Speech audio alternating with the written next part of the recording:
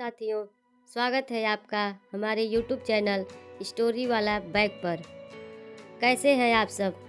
उम्मीद है कि कहानियाँ सुनने में आपको भरपूर आनंद आ रहा होगा। दोस्तों, YouTube की नीति के कारण आपको मेरी आवाज़ सुनना अनिवार्य है। अगर ऐसा न हुआ तो आगे चलकर यह चैनल बंद भी हो सकता है। इसीलिए मैं मजबूरन अपनी आवाज़ में ही हर कहानी आप तक पहुंचा रही हूं।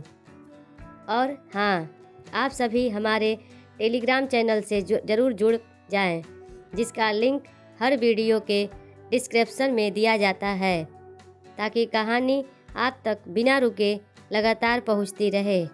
तो चलिए बिना कोई देरी किए आज की कहानी शुरू करते हैं। डिस्क्लेमर। कहानी शुरू करने से पहले एक छोटी सी बात। इस कहानी के सभी पात्र और घटनाएं काल्पनिक हैं, जिनका मकसद सिर्फ आपका मनोरंजन करना है। इसे किसी भी वास्तविक घटना से जोड़कर न देखें। तो चलिए अब बढ़ते हैं अपने रोमांच की ओर। ड्रैगन करुणा ब्लेड। अराजक आयामी लहरें अपने पीछे छोड़ती थीं, क्योंकि यह हवा के माध्यम से सीटी बजाती थी। यदि यह 15 मिनट पहले का अथर्व होता तो यह हमला निश्चित रूप से उसे मार देता। लेकिन निशान तक के सभी हमले का सामना करने के बावजूद अथर्व वहां से नहीं चला जहां वह खड़ा था। इसके बजाय उसने केवल अपनी दाहिनी बांह को धीरे धीरे ऊपर उठाया, क्योंकि उसने ड्रैगन करुणा ब्लेड का स्वागत करने के लिए अपनी उंगलियों को हल्के से खोला, जो उसकी ओर बढ़ रहा था, क्योंकि यह खाली हवा के माध्यम से स्लैश किया। यह दृश्य इतना चौंकाने वाला था कि इसने सभी के दिल को उनकी छाती में कूदने का कारण बना। अथर्व, वह क्या यह हो सकता है कि वह चाहता है? अथर्व के कार्यों ने निशांतक की पुतलियों को चौड़ा करने का कारण बना। एक कम गर्जना के साथ ब्लेड, जो एक दिव्य राजा की शक्ति से भरा था, वास्तव में फिर से एक डिग्री से भयंकर हो गया। तुम मौत की तलाश कर रहे हो। ड्रैगन करुणा ब्लेड अथर्व की हथेली से टकराई, लेकिन कोई गहन ऊर्जा विस्फोट, ढहा हुआ स्थान या खून नहीं था। सभी प्रभाव जो उत्पन्न हुआ वह बिजली की एक फुफकार थी, और ब्लेड रुक गई, या अधिक सटीक रूप से अथर्व ने इसे 3 उंगलियों से पकड़ लिया।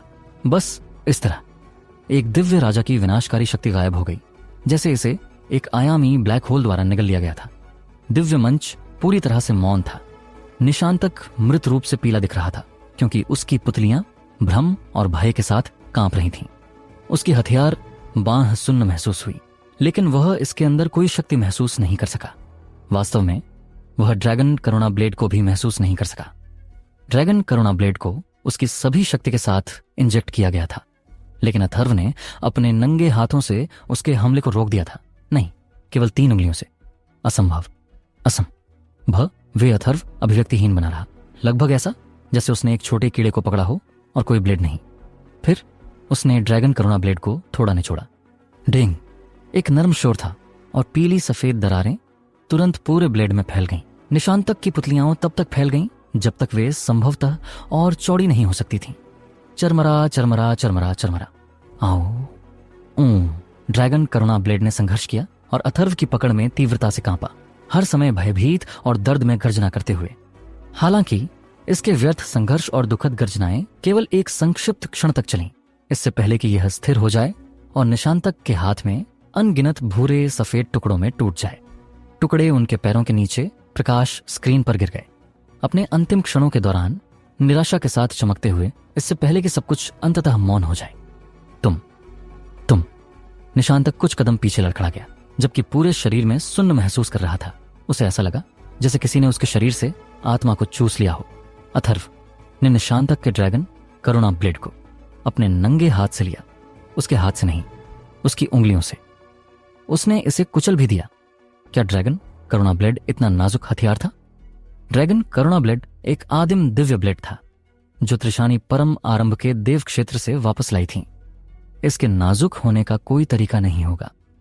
यह तो दूर की बात है कि इसे निशांतक की शक्तियों के साथ इंजेक्ट किया गया था। एक दिव्य राजा की शक्तियां अथर्व कारण है। अथर्व, वह सस। दर्शक स्टैंड के पार सांसें सुनी जा सकती थीं। असंभव, असंभव। त्रिशानी पूरी तरह से स्तब्ध दिख रही थीं। यदि वह पहले बिजली क्लेश की चौंकाने वाली घटना से सुन्न थी, तो वह अभी अपनी आंखों पर विश्वास भी नहीं कर सकती थी।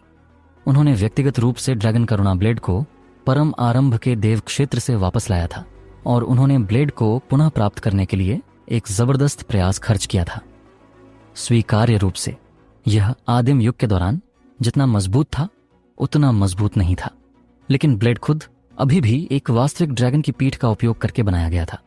यहां तक कि वह भी इसे इतनी आसानी से नष्ट नहीं कर सकती थी। अथर्व ने यह कैसे किया था जब वह अभी अपनी क्लेश बिजली से बच गया था? रुको, वह सफेद क्लेश बिजली जो उसे घेरे हुए है। त्रिशानी का हस्तक्षेप निशांतक। त्रिशानी ने अचानक चिल्लाया, यदि एक बिजली क्लेश ने इस लड़ाई में हस्तक्षेप नहीं किया होता तो तुम बहुत समय पहले विजयी हो गए होते। यह तथाकथित रीमैच अनुचित है और तुम्हारे लिए पूरी तरह से अर्थहीन है, इसलिए तुम इस लड़ाई को छोड़ भी सकते हो। त्रिशानी स्पष्ट रूप से निशांतक को मैच आत्मसमर्पण करने का कारण दे रही थी, लेकिन जो शब्द उन्होंने इस्तेमाल किए, अनुचित, पूरी तरह से अर्थहीन, ने सत्यपाल को गहराई से भौहें सिकोड़ दी। यदि वह त्रिशानी नहीं होती तो वह पहले से ही अपना क्रोध दिखा चुके होते। छोड़ दो। निशांतक के होंठ कांप रहे थे, लेकिन कोई नहीं जानता था कि यह डर से था या अपमान से। जैसे उसने ड्रैगन करुणा ब्लेड के टूटे हुए टुकड़ों को एक विकृत अभिव्यक्ति के साथ घूरा। उसने कहा, क्या तुम मजाक कर रहे हो? मैं एक दिव्य राजा बन गया हूं। मैंने उसे कुछ क्षण पहले एक कुत्ते की तरह पीटा। क्या तुम सोचते हो कि मैं उससे डरता हूं? निशांतक पूर्वी दिव्य क्षेत्र के इतिहास में पहला 30 वर्षीय दिव्य राजा था। इसने न केवल पूरे पूर्वी दिव्य क्षेत्र को चौंका दिया, बल्कि इसने दिव्य गुरुओं की प्रशंसा भी जीती। यह इतनी गर्व और प्रभावशाली उपलब्धि थी। 3 दिन पहले अथर्व ने उसे अपने पूरे जीवन की पहली हार और शर्म सौंपी थी। वह एक दिव्य राजा तक पहुंच गया था ताकि वह अथर्व पर अपनी सारी घृणा और क्रोध निकाल सके, मन की शांति प्राप्त करने के लिए। इससे पहले कि बिजली क्लैश हुआ, अथर्व एक छोटे कीड़े की तरह लग रहा था जिसे वह चाहे तो कुचल सकता था। हालांकि वह आसानी से अथर्व को हरा सकता था, उसने सभी की आंखों के सामने दिव्य मंच पर अथर्व के शरीर और गर्व को यातना देने और रौंदने का विकल्प चुना था। अथर्व के साथ उसने जो कुछ भी किया था, अगर वह अब भाग गया तो उसकी प्रतिष्ठा का क्या होगा? वह पूरे पूर्वी दिव्य क्षेत्र का सबसे बड़ा हंसी का पात्र बन जाएगा। वह इसे कैसे स्वीकार कर सकता है? हे, अथर्व ने आखिरकार कुछ कहा, लेकिन यह केवल एक उपहास था जो उसके होंठों से बच गया था। गहराई से उपहास करने वाला उपहास निशांतक की पहले से तनावपूर्ण नसों को गहराई से छेदने लग रहा था, क्योंकि उसने अचानक गर्जना की और एक भयभीत जानवर की तरह अथर्व पर हमला किया। उसकी हरकतें बिजली की तरह तेज थीं, क्योंकि उसके हाथ एक विनाशकारी तूफान से घिरे हुए थे।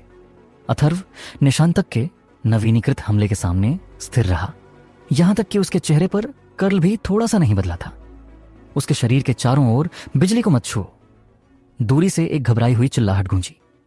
यह और कोई नहीं बल्कि त्रिशानी से आई थी। बैंग! निशांतक की तूफानी शक्तियां सीधे अथर्व की छाती में जा टकराईं और एक दिव्य राजा की भयानक शक्ति बिना आरक्षण के विस्फोट हुई। हालांकि यह एक बार फिर अगले क्षण में शून्यता में गायब हो गई। यह एक सुंदर बुलबुले की तरह था जिसे एक ही स्पर्श से आसानी से फोड़ा गया था। अथर्व बिल्कुल भी नहीं चला। निशांतक के हमले के पूर्ण आघात को सीधे लेने के बावजूद उसकी आस्तीनें केवल एक चीज थी जो शॉकवेव के कारण थोड़ा चली। निशांतक के दोनों हाथ अथर्व की छाती के सामने जम गए। उसकी पुतलियां फैल रही थीं और उसका पूरा शरीर बुरी तरह से कांप रहा था। असंभव, असंभव। वाह! इससे पहले कि निशांतक अपनी आत्मा को रसातल से पुनः प्राप्त कर पाता, एक खून को जमा देने वाली चीख अचानक उसके होंठों से बच गई। शारीरिक संपर्क के कारण सफेद बिजली जो अथर्व के शरीर को घेरे हुए थी, अचानक उसकी बाहों के माध्यम से रेंग गई और उसके पूरे शरीर में फैल गई। उसे ऐसा लगा जैसे वह अचानक एक भयानक अदृश्य पिंजरे में डूब गया हो।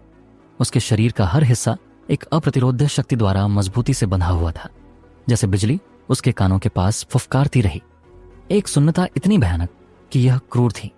उसके अंगों, उसकी नसों, उसकी गहन नसों, उसकी कोशिकाओं उसके छिद्रों में फैल गई। निशांतक के शरीर पर सफेद रोशनी बार बार चमकी। बिजली ने न केवल उसकी ताकत और अपने शरीर को नियंत्रित करने की क्षमता को छीन लिया था, बल्कि उसे हिंसक रूप से ऐंठन भी दी थी। एकमात्र चीज जो वह अभी महसूस कर सकता था वह एक सुन्नता थी, इतनी दर्दनाक कि वह चाहता था कि वह मर जाए। अथर्व का प्रतिशोध यह दिव्य राजा शक्ति है जिस पर तुम्हें गर्व है। अथर्व ने तिरस्कार पूर्वक उपहास किया। कितना निराशाजनक। अथर्व ने धीरे धीरे अपना हाथ बढ़ाया और निशांतक को गले से पकड़ लिया। उसकी गति बहुत धीमी थी, लेकिन निशांतक बिजली के कारण संघर्ष करने या पीछे हटने में बिल्कुल असमर्थ था। एक झुंड जानवर की तरह जिसकी हड्डियां पूरी तरह से कुचल दी गई थीं, उसे अथर्व द्वारा आसानी से हवा में उठाया गया। उफ, आह आह। निशांतक केवल अथर्व के हाथों में ऐंठन कर सकता था। संघर्ष को भूल जाओ। वह एक सामान्य आवाज भी नहीं निकाल सका। अथर्व की बांह उच्च और उच्च चली गई क्योंकि उसने निशांतक को ठंडा घूरा। निशांतक, तुम गहन के मार्ग में एक प्रभावशाली प्रतिभा हो। यदि एक बिजली क्लेश अचानक मुझ पर नहीं उतरी होती तो मैं तुम्हारे लिए बिल्कुल मैच नहीं होता। तुम जो शक्ति रखते हो उसके साथ मुझे निष्पक्ष और वर्ग हरा सकते थे, और मैं इस हार को बिना किसी शिकायत के स्वीकार करता। लेकिन तुम्हें बस मुझे अपना वह बदसूरत पक्ष दिखाना था, क्या तुम्हें नहीं? यह इतना बदसूरत था कि मुझे अभी उल्टी करने का मन कर रहा था। अथर्व हमेशा एक प्रतिशोधी व्यक्ति रहा था। वह हमेशा उन लोगों को चुकाता था जो उससे अच्छा व्यवहार करते थे, और वह हमेशा उन लोगों को 10 गुना वापस भुगतान करता था जिन्होंने उससे नाराज किया। जिस क्षण उसने यह कहा, अथर्व ने निशांतक को हवा में फेंक दिया। बाद वाले ने भयानक तरीके से चीख मारी। अथर्व ने अपनी दाहिनी बांह बढ़ाई क्योंकि पीली सफेद बिजली का एक बोल्ट हवा के माध्यम से कटा। जिस क्षण यह खुद को निशांतक के शरीर के चारों ओर उलझाया, अथर्व ने अपनी बांह और विस्तार से निशांतक को नीचे की ओर घुमाया और देखा जैसे निशांतक को जमीन के खिलाफ हिंसक रूप से तोड़ा गया। बैंग। नीचे की ओर गति अविश्वसनीय रूप से शक्तिशाली थी।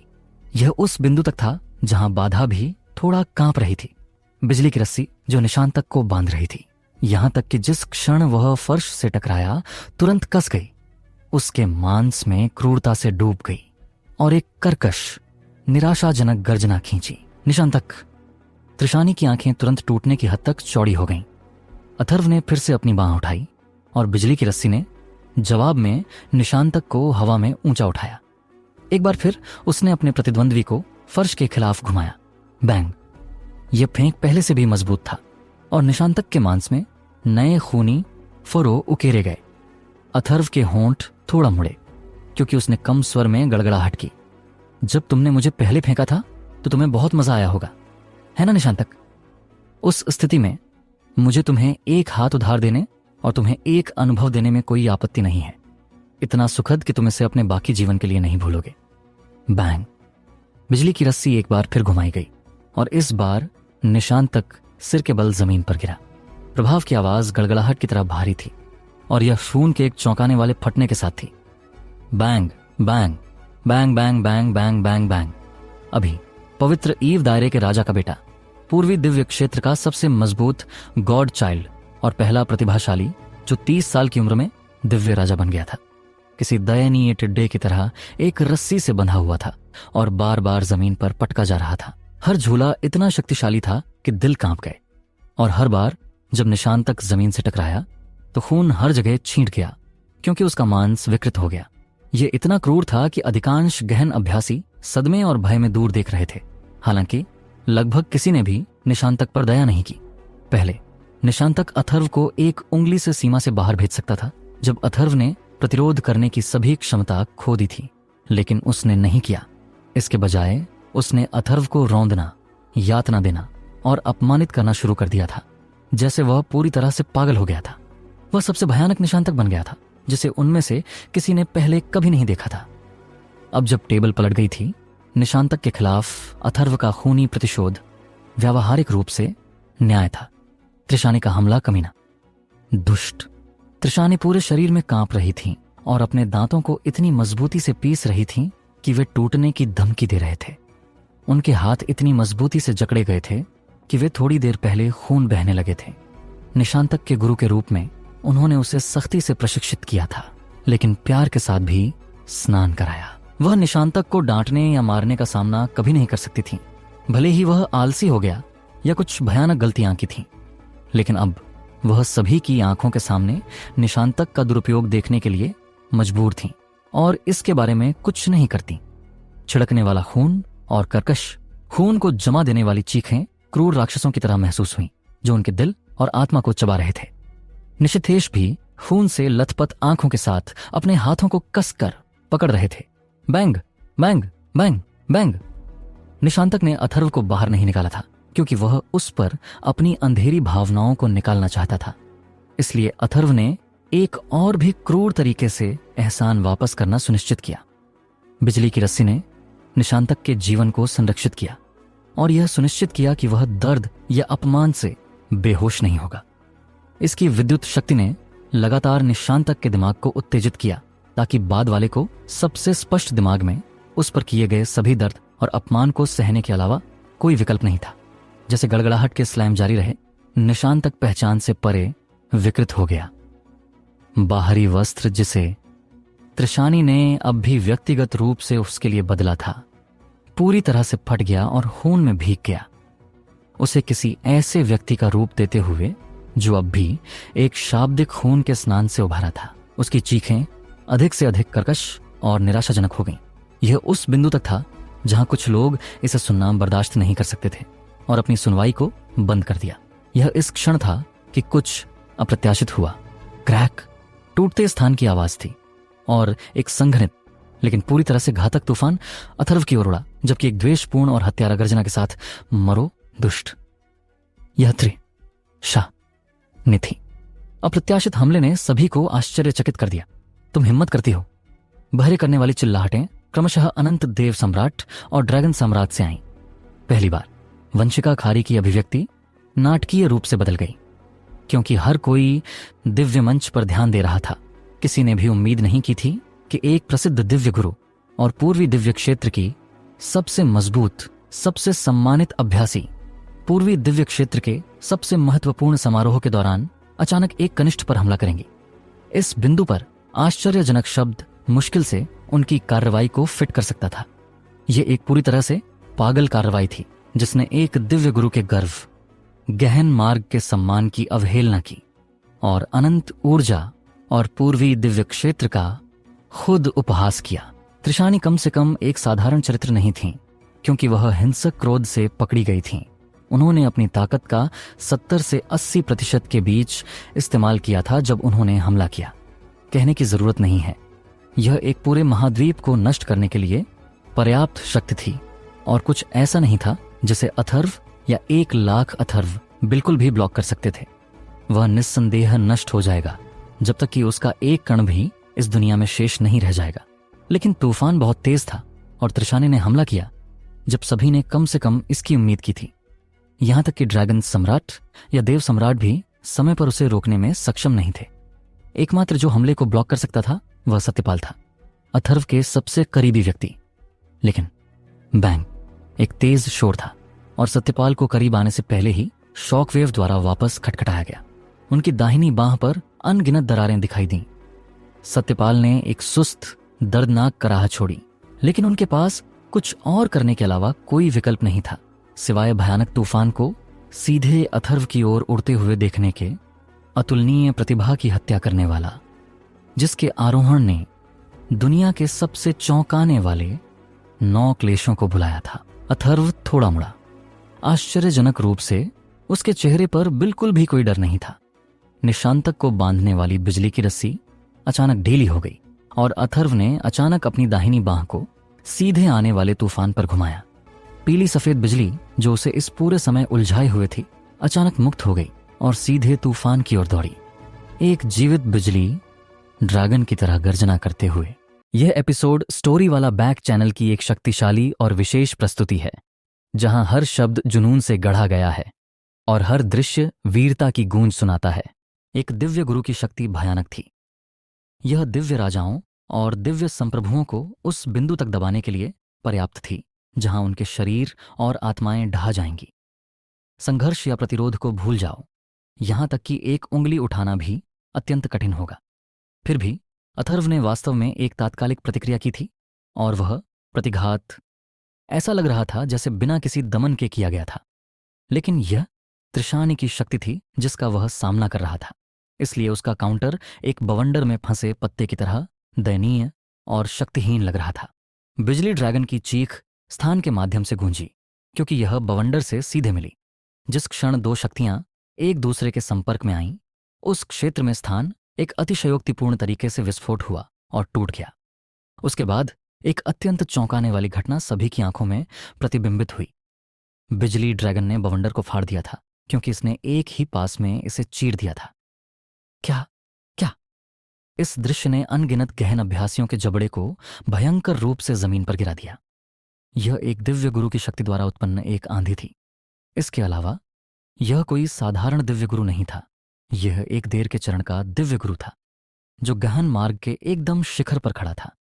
इसके अलावा निशांतक को चोट न पहुंचाने के लिए इस हमले की त्रिज्या को अपनी सीमा तक संकुचित किया गया था, लेकिन इसकी पैठ और हत्या की शक्ति निश्चित रूप से एक छोटे तारे को सीधे छेदने में सक्षम थी। फिर भी यह हमला वास्तव में फटा था। बिजली ड्रैगन द्वारा जो अथर्व ने फेंका था, उससे भी अधिक भयानक यह तथ्य था कि बवंडर दो अलग विस्फोटों में विभाजित नहीं हुआ और आसपास के क्षेत्र को नहीं निगला। इसके बजाय उस पीली सफेद बिजली ड्रैगन द्वारा फाड़े जाने और गुजरने के बाद यह फैलने और अलग होने लगा था। इससे पहले कि पीली सफेद बिजली ड्रैगन को फाड़ा जा सके, बवंडर जो त्रिशानी से आया था बिना किसी निशान के गायब हो गया। अपनी शक्ति का एक भी टुकड़ा शेष नहीं रहा। अनंत देव सम्राट और ड्रैगन सम्राट जो अपनी सारी शक्ति के साथ आगे बढ़ रहे थे, दोनों एक साथ रुक गए क्योंकि उनके चेहरे एक दुर्लभ सदमे के साथ रंगीन हो गए। पीली सफेद बिजली ड्रैगन जिसने उस तूफान बल को फाड़ दिया था, आश्चर्यजनक रूप से बिल्कुल भी कमजोर नहीं दिख रही थी। यह अभी भी बिजली की तरह तेज थी क्योंकि यह त्रिशानी की ओर दौड़ी। बाद वाली ने क्रोध में हमला किया था और उसने मूल रूप से विश्वास किया था कि अथर्व पहले से ही मृत से भी अधिक मृत था। वह कभी कल्पना नहीं कर सकती थी कि चीजें जिस तरह से वे हुईं वैसे प्रकट होंगी और इस प्रकार घटनाओं के इस मोड़ से पूरी तरह से अप्रस्तुत पकड़ी गई। उसने केवल अपने चेहरे पर एक स्तब्ध नजर के साथ तेजी से आने वाले हमले को घूरा क्योंकि वह सफेद बिजली ड्रैगन द्वारा छाती में मारी गई थी। सिज्जाज पीली बिजली विस्फोट हुई क्योंकि त्रिशानी की छाती और पीठ एक ही समय में विस्फोट हुई। एक दिव्य गुरु की सुरक्षात्मक गहन ऊर्जा इस दुनिया में रक्षात्मक शक्ति का शिखर थी, लेकिन यह उस हमले के सामने तुरंत मुरझा गई। पीली सफेद बिजली ड्रैगन उसके शरीर से गुजरी और आकाश की ओर बढ़ी। अगले क्षण में सभी के दृष्टिकोण से गायब हो गई। बूम! दूर आकाश में ऊपर एक विशाल बिजली डोमेन विस्फोट हुआ और सफेद रोशनी के नीचे, जो आकाश को भर दिया, एक अतुलनीय विशाल आयामी ब्लैक होल दिखाई दिया। पूरा अनंत देव क्षेत्र हिंसक रूप से कांपने लगा। यह कई सांसों के लिए कांपा, इससे पहले कि सफेद बिजली और आकाश में आयामी ब्लैक होल गायब हो जाए। यह दृश्य ठीक वैसा ही था जब वह स्वर्गीय शक्ति इस दुनिया में उतरी थी, और वह पीली सफेद बिजली भी उस सबसे भयानक स्वर्गीय शक्ति से बनी थी। त्रिशानी की छाती में लगभग आधा इंच चौड़ा एक छेद दिखाई दिया। उसका चेहरा एक मुखौटे में कठोर हो गया और उसकी आंखें अंधेरी और उदास थीं क्योंकि उसने अपनी निगाह नीचे की ओर झुकाई और अपनी छाती में विशाल छेद को निश्चित रूप से घूरा। यह ऐसा था जैसे उसकी आत्मा उसके शरीर को छोड़ गई थी।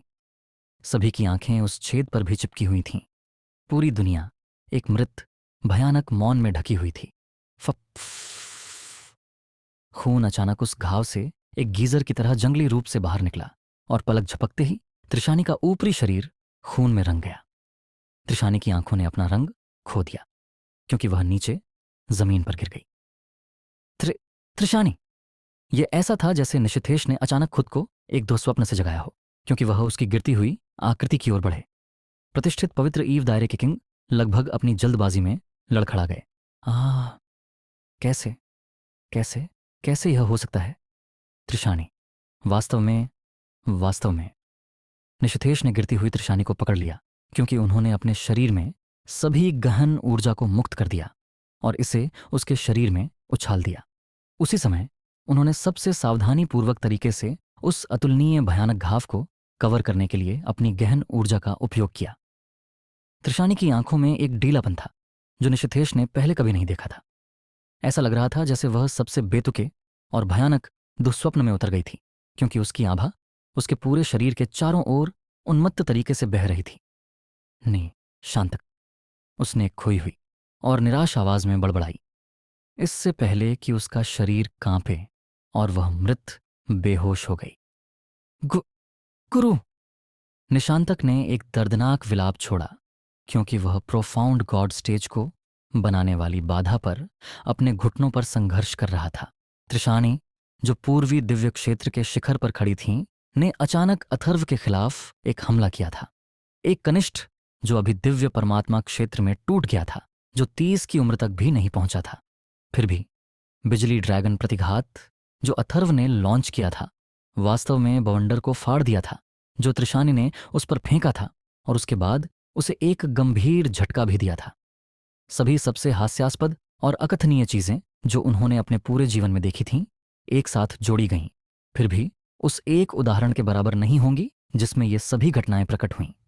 यह स्वर्गीय कानून की शक्ति थी। यह स्वर्गीय शक्ति थी जिसने हम पर अभी हमला किया। स्वर्गीय रहस्य 3 बुजुर्गों के प्रमुख, मोयू ने कांपती आवाज में कहा। वह वास्तव में स्वर्गीय शक्ति पर महारत हासिल की जो पहले दिखाई दी थी। शक्ति जो अथर्व ने त्रिशानी को गंभीर रूप से घायल करने के लिए उपयोग की थी, वह निश्चित रूप से उसकी अपनी नहीं थी। यह वास्तव में क्लेश बिजली का एक छोटा अवशेष था जो स्वर्गीय कानून द्वारा भेजा गया था, जिसे अथर्व ने जबरन बरकरार रखा था, इससे पहले कि यह फैल जाए जैसा कि इसे करना चाहिए था। मास्टर मोयू ने जो कहा वह सच था, और उनके शब्द कम से कम अतिशयोक्तिपूर्ण नहीं थे, भले ही यह केवल एक बहुत छोटे समय के लिए था। अथर्व ने वास्तव में स्वर्गीय कानून की शक्ति को नियंत्रित किया। इसके अलावा वह शक्ति स्वर्गीय कानून द्वारा उत्पादित उच्चतम स्तरों की थी। स्वर्गीय कानून की शक्ति को नियंत्रित करना किस तरह की धारणा थी?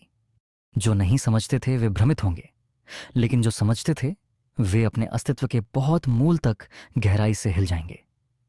विभिन्न महान देव सम्राटों ने एक दूसरे की ओर देखा, क्योंकि उन्होंने एक दूसरे की आंखों में गहरे सदमे को हिंसक रूप से कांपते देखा। उसके बाद उन सभी को कुछ याद आया, क्योंकि वे एक साथ अथर्व को देखने के लिए घूमे। अथर्व का चेहरा अविश्वसनीय रूप से शांत और अविचलित था, जैसे कि उसने अभी जो किया था वह एक छोटी घटना थी जो अत्यंत सामान्य थी। पीली सफेद बिजली जो उसके शरीर को कवर करती थी पूरी तरह से गायब हो गई थी, और आभा जिसने एकत्रित देव सम्राटों के दिलों को पकड़ने के लिए एक निराकार भय पैदा किया था, उसके साथ गायब हो गई। पीली सफेद बिजली के बिना उसे कवर करते हुए अथर्व की गहन आभा अंततः पूरी तरह से प्रकट हुई। दिव्य परमात्मा क्षेत्र। रैंक 5। मधु ने थोड़ी स्तब्ध आवाज में धीरे से बड़बड़ाई।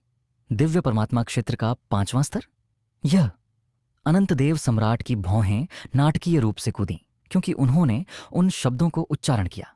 आश्चर्य जो अथर्व दूसरों को देता रहा वे बस बहुत बड़े थे, इतने सारे थे कि यह उन दर्शकों को सुन्न कर देता था। इस क्षण उपस्थित सभी एक तथ्य पर बहुत स्पष्ट थे, और वह यह तथ्य था कि अथर्व एक विचित्र व्यक्ति था जिसे सामान्य ज्ञान का उपयोग करके समझाया नहीं जा सकता था। लेकिन इस क्षण गहन आभा जो वह प्रदर्शित कर रहा था अभी भी उपस्थित सभी को आश्चर्य में सांस लेने का कारण बना। जब एक गहन अभ्यासी अपनी बिजली क्लेश से बच गया और दिव्य क्लेश क्षेत्र से बाहर टूट गया, तो उसकी खेती स्वाभाविक रूप से दिव्य परमात्मा के पहले स्तर तक बढ़ गई, एक पूरे नए क्षेत्र का प्रारंभिक बिंदु। लेकिन अथर्व जो अभी अपनी बिजली क्लेश से बच गया था, वास्तव में एक गहन आभा दे रहा था जो उसे दिव्य परमात्मा क्षेत्र के 5वें स्तर पर रखती थी। एक ही कदम के साथ वह दिव्य क्लेश क्षेत्र के 9वें स्तर से दिव्य परमात्मा क्षेत्र के मध्य चरणों में चला गया था। यह कुछ ऐसा था जो गहन मार्ग से संबंधित सभी सामान्य ज्ञान और तर्क के खिलाफ पूरी तरह से गया था, और यह कुछ ऐसा था जो निश्चित रूप से पहले कभी नहीं हुआ था। यह बच्चा केवल एक राक्षस से कहीं अधिक है, जलंधर ने अपने आप से बड़बड़ाया। पवित्र प्रकाश दायरे के किंग के रूप में वह निश्चित रूप से किंग दायरों के बाहर पूरे पूर्वी दिव्य क्षेत्र में शीर्ष 5 व्यक्तियों में से एक था, लेकिन यहां तक कि वह भी नहीं सोचता था कि वह त्रिशानी का प्रतिद्वंद्वी होगा। फिर भी उसने अभी व्यक्तिगत रूप से देखा था कि कथित रूप से अद्वितीय त्रिशानी को अथर्व से केवल एक ही हमले में गंभीर घाव का सामना करना पड़ा, और उसे आकाश से गिरते और उस हमले से चेतना खोते हुए देखा था। उसने 9 चरण क्लेश बिजली को आकर्षित किया था, लेकिन वह मृत नहीं था। इसके विपरीत वह पूरी तरह से ठीक हो गया था, और उसकी गहन ऊर्जा दिव्य परमात्मा क्षेत्र के 5वें स्तर तक पहुंच गई थी। जलंधर ने अपने सिर में बार बार बड़बड़ाया, यह आदमी क्या है? एक राक्षस? एक शैतान? एक देवता? एक भूत? किसी भी दर में यह आदमी मानव होने का कोई तरीका नहीं है। मेरे भगवान, यह राक्षस स्नो सॉन्ग दायरे कहाँ से आया? रविश ने खुली आंखों के साथ कहा। पूर्वी दिव्य क्षेत्र के सबसे मजबूत गहन विशेषज्ञ को एक हमले में गंभीर रूप से घायल करने के लिए। दिव्य परमात्मा क्षेत्र का 5वां स्तर। जीवांश ने अपना सिर शक्तिशाली रूप से हिलाया, अब शब्द बनाने में असमर्थ। इस बीच कियाना की छाती उठी क्योंकि उसने राहत की एक लंबी सांस छोड़ी। एक ठंडी आवाज उसके होंठों के बीच से फिसली। उस शापित महिला ने लगभग मेरी योजनाओं को नष्ट कर दिया। जैस्मिन की समझदूर बादलों में ऊपर जैस्मिन के चेहरे पर रंग लौट आया था, लेकिन उसने अथर्व को अब नहीं देखा। इसके बजाय उसने बस अपनी आंखें बंद कर लीं जब वह विश्व चौंकाने वाली बिजली क्लेश स्वर्ग से उतरी थी। यदि कोई एकल व्यक्ति था जो कम से कम चिंतित नहीं था कि अथर्व उस बिजली क्लेश में दफन हो जाएगा, तो वह जैस्मिन थी, क्योंकि वह व्यक्ति थी जो उन रहस्यों के बारे में सबसे स्पष्ट थी जो अथर्व के शरीर में छुपे थे। स्वर्गीय कानून की शक्ति क्या थी? यह आदम अराजकता आयाम में व्यवस्था और कानूनों की सबसे बुनियादी शक्ति थी। सभी चीजें और जीवित प्राणी जो इस आदम अराजकता आयाम के भीतर मौजूद रहना चाहते थे, उन्हें स्वर्गीय कानून की शक्ति के नियंत्रण में होना था। इसमें न केवल सभी असंख्य प्राणी और आत्माएं शामिल थीं जो आज मौजूद हैं, बल्कि आदिम युग के सच्चे देवता भी स्वर्गीय कानून के खिलाफ जाने में असमर्थ थे। हालांकि एक प्रकार का अस्तित्व था जो स्वर्गीय कानून से ऊपर बैठता था। सृजन देवता, हेवन पनिशिंग डिवाइन एम्परर मोई, व्यवस्था के सृजन देवता शीके, जीवन की सृजन देवी लीसु और देवता जो पूर्व में तत्वों के सृजन देवता के रूप में जाना जाता था, इविल गॉड। कारण यह था कि स्वर्गीय कानून भय के साथ कांपेगा और अथर्व को नष्ट करने के लिए सबसे चरम 9 चरण बिजली क्लैश भेजने में संकोच नहीं करेगा, क्योंकि उसके मानव शरीर में एक सृजन देवता की शक्ति थी। नश्वर पुरुषों के लिए, देवताओं में खेती करने के लिए, यहां तक कि दिव्य मार्ग को सबसे छोटे तरीकों से छूना स्वर्गीय कानून की निंदा को उकसाएगा। किसी ऐसे व्यक्ति को तो और भी जो एक सृजन देवता की सच्ची शक्ति रखता है। यदि अथर्व के शरीर में अन्य 3 सृजन देवताओं में से किसी की शक्ति होती, भले ही उसके पास सबसे मजबूत सृजन देवता की शक्ति होती, हेवन पनिशिंग डिवाइन एम्परर मोई, वह निश्चित रूप से उस बिजली क्लेश के भीतर दफन हो गया होता। लेकिन अथर्व को बस ईविल गॉड की शक्ति रखनी थी। ईविल गॉड को पूर्व में तत्वों के सृजन देवता के रूप में जाना जाता था, इसलिए उसके पास सबसे चरम और प्राथमिक तात्विक शक्ति थी। स्वर्गीय कानून सर्वोच्च था और बिजली क्लेश के उच्च स्तर ऐसी चीजें थीं जिन्हें मनुष्य नहीं छू सकते, लेकिन यह निश्चित रूप से तात्विक शक्ति से उच्च नहीं था जो ईविल गॉड की थी। 9 चरण बिजली क्लेश को भूल जाओ, भले ही यह शुद्ध क्लेश बिजली होती, भले ही यह 900 या 9000 चरण होते, यह अथर्व के सिर पर एक भी बाल को नुकसान पहुंचाने में सक्षम नहीं होती। इसके विपरीत रौद्र के महान मार्ग फिर से विकसित हुआ है। जैस्मिन ने बड़बड़ाया। वह 12 साल से भी कम समय में 5वें चरण में पहुंच गया। उसने पूरी तरह से तुम्हें पार कर लिया है बड़े भाई। वह नहीं जानती थी कि उसके लिए खुश होना चाहिए या डरना चाहिए। उसकी ताकत 9 चरणों की क्लेश बिजली के लिए धन्यवाद नाटकीय रूप से बढ़ी थी, जैसे उसका पुनर्जन्म हुआ था। लेकिन वह परिणाम स्वरूप बहुत अधिक चमकीला भी चमका था।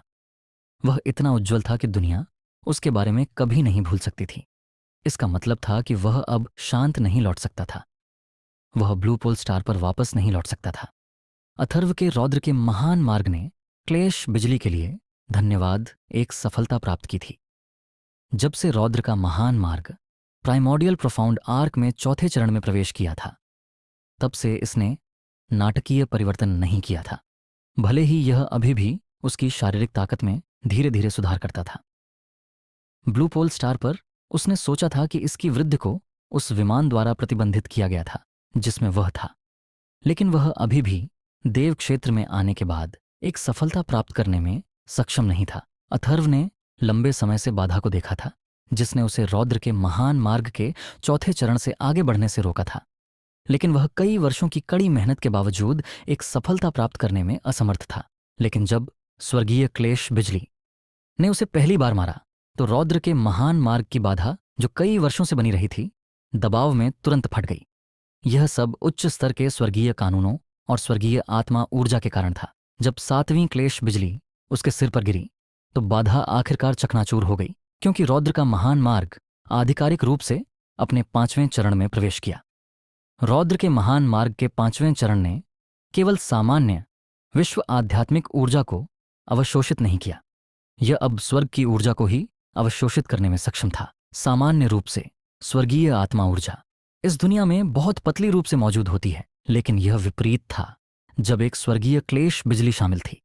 क्लेश बिजली का अंतिम चरण विशेष रूप से स्वर्ग के पास मौजूद शक्ति का उच्चतम स्तर था। उसकी नई पाई गई रौद्रदेव शक्ति ने पागलपन से स्वर्गीय शक्ति को अवशोषित किया और उसकी गहन ऊर्जा को दिव्य परमात्मा क्षेत्र के पहले स्तर से 5वें तक धकेल दिया। यदि स्वर्गीय कानून की शक्ति जैसी थी तो यह केवल समय की बात थी। इससे पहले कि वह दिव्य राजा क्षेत्र तक पहुंचे, अथर्व ने अपने हाथों को उठाया और थोड़ा सांस ली, अपनी खुद की शक्ति को महसूस करते हुए। हर बार जब यह एक पूरे नए क्षेत्र में चढ़ा, हर बार जब रौद्र का महान मार्ग एक नए स्तर पर पहुंचा, तो दुनिया की उसकी धारणा नाटकीय रूप से बदल गई। तो कोई कह सकता है कि दोनों एक बार हो रहे थे। उसके लिए एक विश्व पैमाने पर आंख खोलने वाला था। दिव्य परमात्मा क्षेत्र, वह दिव्य मार्ग की सभी नींव, दिव्य मूल, दिव्य आत्मा, दिव्य क्लेश से गुजर चुका था और आधिकारिक रूप से दिव्य मार्ग में पहला कदम रखा था। सभी को लगा जैसे वे सपना देख रहे थे, लेकिन अथर्व को स्वीकार करना पड़ा कि यह उसके लिए भी वैसा ही था। लेकिन यह अभी भी भावनाओं के लिए समय नहीं था। खून से लथपथ निशांतक धीरे धीरे अपने पैरों पर उठ रहा था और आदमी क्रोध और हत्या के इरादे के साथ उबल रहा था। अथर्व। निशांतक की आवाज इतनी कर्कश थी कि वह एक जानवर की तरह लग रहा था जिसका गला उसके शरीर से फाड़ दिया गया था। जब पीली सफेद बिजली अथर्व की तरफ से चली गई तो वह आभा चली गई जो उसे उसके दिल के तल से डराती थी। अब वह सब जो वह महसूस कर सकता था वह एक दिव्य परमात्मा आभा थी। वह अब अथर्व से कोई दबाव महसूस नहीं कर सकता था। मैं तुम्हें यह चाहने दूंगा कि तुम मर जाओ। यह एपिसोड स्टोरी वाला बैक चैनल की एक शक्तिशाली और विशेष प्रस्तुति है, जहां हर शब्द जुनून से गढ़ा गया है और हर दृश्य वीरता की गूंज सुनाता है। स्वर्गीय कानून की शक्ति के बिना जो उसके शरीर को ढक रही थी, अथर्व की आभा तुरंत और पूरी तरह से निशांतक द्वारा दबा दी गई। निशांतक का पूरा शरीर खून से ढका हुआ था, लेकिन उसने वस्तुतः कोई दर्द महसूस नहीं किया, चाहे वह उसका शरीर हो या उसकी आत्मा। केवल चीजें जो उसने महसूस की वे अत्यधिक क्रोध और अपमान थे जो उबलने की धमकी दे रहे थे। उसने एक क्रोधित गर्जना दी क्योंकि उसके शरीर पर एक हरी रोशनी चमकी और एक विशाल बवंडर उसके चारों ओर जम गया। पवन ऊर्जा तेजी से उसके दाहिने हाथ के चारों ओर इकट्ठा हुई, इससे पहले कि वह इसे अथर्व की छाती की ओर भेज दे। यह अनियंत्रित वार निश्चित रूप से वह था जो अथर्व की जान लेने की कोशिश कर रहा था। अथर्व का चेहरा अभिव्यक्तिहीन था, लेकिन रंबलिंग हेवन तुरंत खुल गया और अचानक उग्र होती गहन ऊर्जा ने निशांतक की आभा को पूरी तरह से दबा दिया, क्योंकि उसका पंजे जैसा हाथ बिजली की गति से बाहर निकला। बैंग! हवा में एक विशाल विस्फोट गूंजा, क्योंकि ऊर्जा तरंगें दोनों के चारों ओर विस्फोट हुईं और उनकी टक्कर के बाद उनके चारों ओर की जगह कांप उठी। निशांतक पूरी तरह से रुक गया। उसका पूरा शरीर सख्त हो गया। दाहिना हाथ जो उसकी सबसे बड़ी शक्ति से भरा था, वास्तव में अथर्व द्वारा पकड़ा गया था। यह ऐसा था जैसे उसकी शक्ति एक अभेद्य चट्टान के खिलाफ टकरा रही थी जो आकाश की ओर बढ़ी थी। प्रतिघात ने उसके पूरे शरीर को सुन्न कर दिया, लेकिन अथर्व अपने हमले से व्यावहारिक रूप से अप्रभावित था। तुम! निशांतक की पुतलियां सिकुड़ गईं और ऐसा लग रहा था जैसे वह एक गहरे अथाह गड्ढे में गिर गया हो। उसकी हथेली ऐसा महसूस कर रही थी जैसे यह गहन इस्पात से बंधी हो, और भले ही उसने अपने शरीर में सभी गहन ऊर्जा को उछाल दिया, फिर भी वह उस पकड़ से संघर्ष नहीं कर सका। तुम्हारी ताकत बुरी नहीं है, अथर्व ने झुकी हुई आंखों से उसे देखते हुए कहा। यह सोचना कि तुमने वास्तव में मेरे हाथ को थोड़ा सा दर्द महसूस कराया है, यह प्रशंसा के योग्य है। वे शब्द निशांतक के लिए बहुत परिचित थे, क्योंकि वे स्पष्ट रूप से वही उपहासपूर्ण शब्द थे जो उसने अथर्व पर डाले थे जब उसने अपने नंगे हाथों से स्वर्ग को नष्ट करने वाली तलवार को रोक दिया था। जैसे ही वे शब्द गिरे, अथर्व ने अपने हाथ से एक हल्की हरकत की। क्रैक! हड्डी टूटने की आवाज सभी के कानों में स्पष्ट रूप से गूंजी, क्योंकि निशांतक के दाहिने हाथ में सभी उंगली की हड्डियां तुरंत टूट गईं। उसने एक कान फाड़ने वाली चीख छोड़ी, क्योंकि उसका दाहिना घुटना जमीन पर भारी रूप से टकराया और उसका पूरा शरीर पीड़ा में हिंसक रूप से हिलने लगा, से ऐंठ गया। क्रैक! अथर्व की निगाह ठंडी और निर्दयी थी। जैसे ही उसकी हथेली फिर से मरोड़ी, उंगलियों की हड्डियां जो पहले से ही टूटी हुई थीं तुरंत पाउडर में बदल गईं। यहां तक कि उसकी अग्रबाहु को भी उस हरकत से निर्दयता से तोड़ दिया गया था। निशांतक का पूरा शरीर कांप उठा और उसका पीला सफेद चेहरा वास्तव में हरा बैंगनी हो गया। उसने अपनी ऊर्जा को स्थानांतरित करने और इसे अपने संवेदनहीन दाहिने हाथ में उछालने के लिए अपनी पूरी शक्ति का उपयोग करते हुए हताश रूप से किया। हवा में एक धमाका जोर से गूंजा क्योंकि निशांतक दूर में उड़ गया, क्योंकि वह आखिरकार अथर्व की वाइस जैसी पकड़ से भाग गया। लेकिन उसके दाहिने हाथ से आने वाली धड़कती पीड़ा ने उसके पूरे शरीर को पसीने में भिगो दिया, क्योंकि वह कांप रहा था। उसका मूल रूप से सुंदर और निर्दोष चेहरा एक राक्षसी दृश्य में विकृत हो गया था। बस इतनी सी ताकत, और तुम चाहते हो कि मैं चाहूं कि मैं मर जाऊं? अथर्व ने एक ठंडी उपहासपूर्ण हंसी दी। सामान्य परिस्थितियों में उसकी दिव्य परमात्मा क्षेत्र की आभा स्वाभाविक रूप से निशांतक के दिव्य राजा क्षेत्र की आभा द्वारा पूरी तरह से दबा दी जाएगी। लेकिन जब वह रंबलिंग हेवन के प्रभाव में था तो उसने इसके बजाय निशांतक को पूरी तरह से दबा दिया। इसलिए भले ही उसने उस स्वर्गीय शक्ति पर भरोसा नहीं किया जो केवल थोड़े समय के लिए उसके लिए उपलब्ध थी, फिर भी उसने निशांतक से कम भी खतरा महसूस नहीं किया। यह संभव नहीं है। निशांतक का पूरा शरीर अनियंत्रित रूप से कांप उठा, क्योंकि उसकी आंखें जो अथर्व को देख रही थीं गहरे सदमे और भय से भरी हुई थीं। तुम स्पष्ट रूप से अभी एक बिजली क्लेश से बच गए हो और तुम स्पष्ट रूप से केवल दिव्य परमात्मा क्षेत्र में हो। यह संभव नहीं है। अथर्व ने एक नीची हंसी छोड़ी, क्योंकि उसने धीरे धीरे निशांतक की ओर एक हाथ बढ़ाया, लेकिन उसने स्वर्ग को नष्ट करने वाली तलवार को बाहर निकालने की परवाह भी नहीं की। क्या तुमने नहीं कहा था कि तुम चाहते थे कि मैं चाहूं कि मैं मर जाऊं? आओ, अपनी सभी चालों और तरीकों का उपयोग करो। उस हार्ट बर्निंग लाइटनिंग की तरह जो तुम्हारे अपने जीवन को छोटा कर देगी, उन सभी का उपयोग करो। बस मुझे देखने दो कि गॉड क्षेत्र के इतिहास में सबसे कम उम्र का दिव्य राजा, भव्य और प्रसिद्ध यंग मास्टर निशांतक वास्तव में कितना सक्षम है। यह एपिसोड स्टोरी वाला बैक चैनल की एक शक्तिशाली और विशेष प्रस्तुति है, जहां हर शब्द जुनून से गढ़ा गया है और हर दृश्य वीरता की गूंज सुनाता है। अथर्व द्वारा उच्चारित हर शब्द ने निशांतक का क्रूरता से उपहास किया। हर शब्द ने उसकी आत्मा को उत्तेजित किया, जो पहले से ही पतन के करीब थी। इस क्षण निषिद्धेश, जो त्रिशानी के घाव को रोकने के लिए अपनी पूरी शक्ति का उपयोग कर रहे थे, ने अपना सिर उठाया और एक जोर की चीख छोड़ी। निशांतक, अब उसके साथ मत लड़ो। वह पहले से पूरी तरह से अलग है। तुम उसे हरा नहीं पाओगे। अब जब उसे इस तरह की हताश परिस्थितियों में धकेला गया था, तो निशांतक, जिसका दिल नफरत और शर्म से भरा था, कैसे छोड़ने को तैयार हो सकता था? उसने हवा की एक सांस को भयंकर रूप से चूसा, क्योंकि उसने एक जोर की चीख छोड़ी। उसका बायां हाथ विचित्र रंग की बिजली से चमक रहा था, इससे पहले कि उसने दृढ़ता से इसे अपनी छाती की ओर धकेल दिया। उसने आश्चर्यजनक रूप से हार्ट बर्निंग लाइटनिंग का उपयोग करने में संकोच नहीं किया था, जो किसी की उम्र को जलाती है, ताकि किसी की गहन ताकत को बढ़ाया जा सके। लेकिन यह इस क्षण था कि अथर्व की आंखों की गहराई में एक उपहासपूर्ण ठंडी रोशनी चमकी। बूम! अथर्व की आकृति अचानक गायब हो गई और वह तुरंत निशांतक के सामने एक भूत की तरह प्रकट हुआ, क्योंकि सुनहरी लपटों का एक समूह उसकी छाती के खिलाफ भयंकर रूप से विस्फोट हुआ। विस्फोटक लपटों के तहत निशांतक ने खून का एक तीर थूका और एक बार फिर दूर में उड़ गया। जब वह आखिरकार जमीन पर उतरा, तो घाव, जो पहले से ही बिजली द्वारा काटा गया था, पूरी तरह से फट गया, क्योंकि खून का एक बादल धीरे धीरे उसके शरीर के चारों ओर फैल गया। निशांतक कमजोर रूप से जमीन पर झुक गया। उसका चेहरा भयंकर सफेद था और उसका पूरा शरीर खून बहा रहा था। हार्ट बर्निंग लाइटनिंग, जिसे उसने अपने खून के सार का उपयोग करके उत्पन्न किया था, वह भी पूरी तरह से फैल गई थी। ऐसा लगता है कि मैंने अचानक अपना मन बदल दिया है, अथर्व ने एक आराम से स्वर में कहा, क्योंकि वह आराम से निशांतक की ओर चल रहा था। लेकिन कृपया गलतफहमी न करें। यह नहीं है कि मैं तुम्हारी हार्ट बर्निंग लाइटनिंग से डरता हूं। यह सिर्फ इतना है कि मैं चाहता हूं कि तुम कुछ समझो।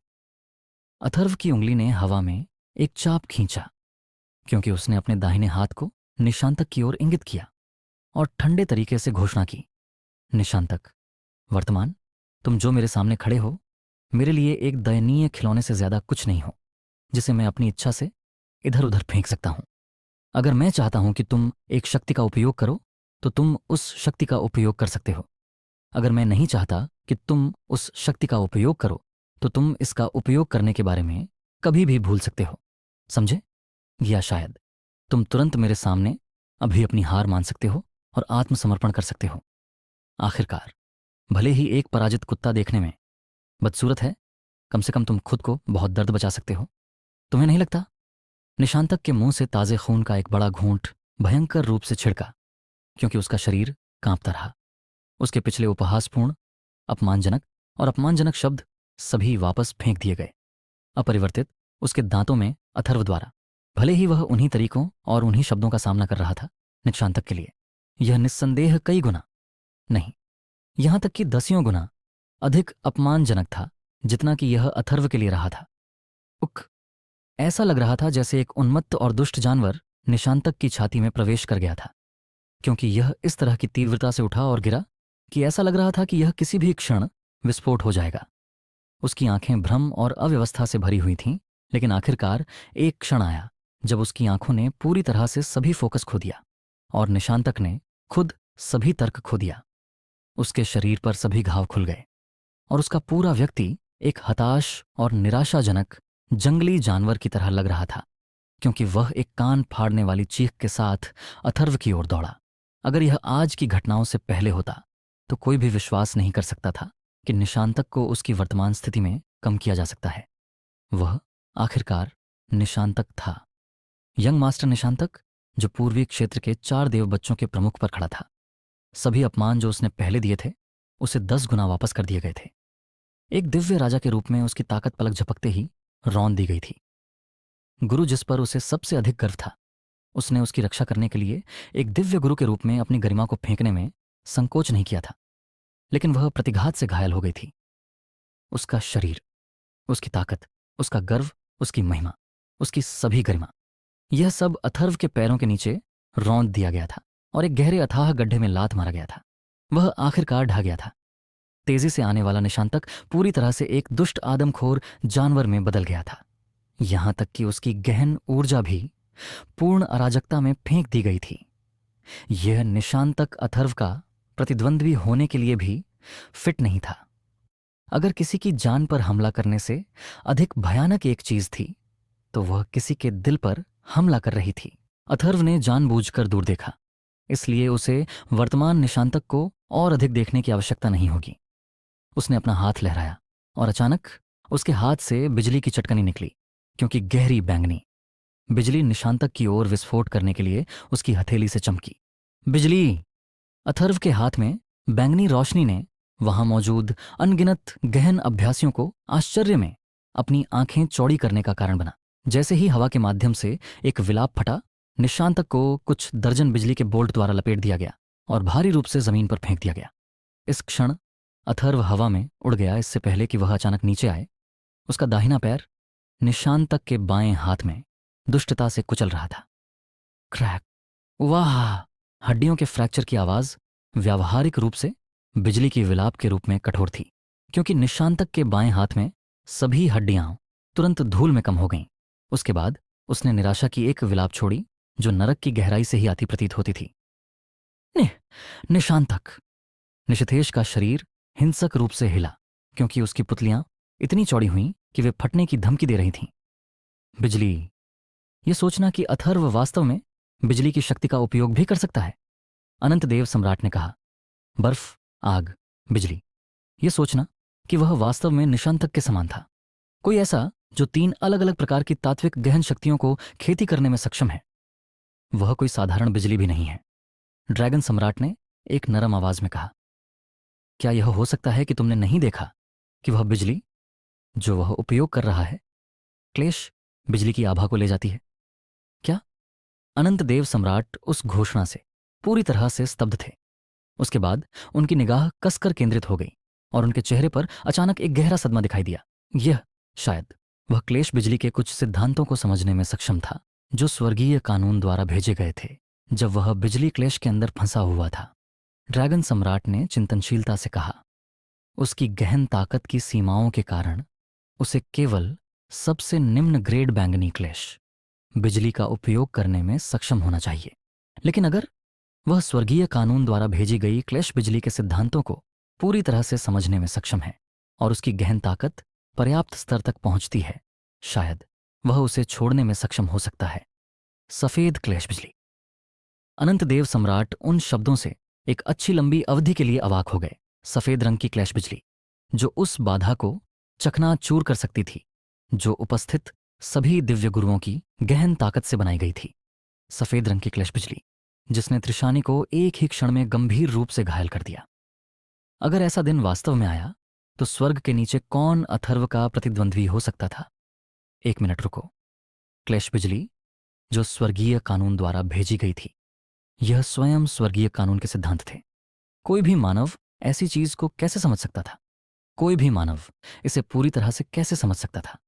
अथर्व का दाहिना पैर निशांतक के चकनाचूर बाएं हाथ पर मजबूती से लगाया गया था, लेकिन उसकी निगाह दूर सफेद आकाश की ओर निर्देशित थी। उसने निशांतक के पीले और विकृत चेहरे को एक भी नजर देने की परवाह नहीं की, क्योंकि उसने ठंडे तरीके से घोषणा की, निशांतक, हम मूल रूप से साधारण प्रतिद्वंद्वियों से अधिक नहीं थे, फिर भी तुम्हें मुझे अपना दुश्मन बनाने के लिए मजबूर करना था।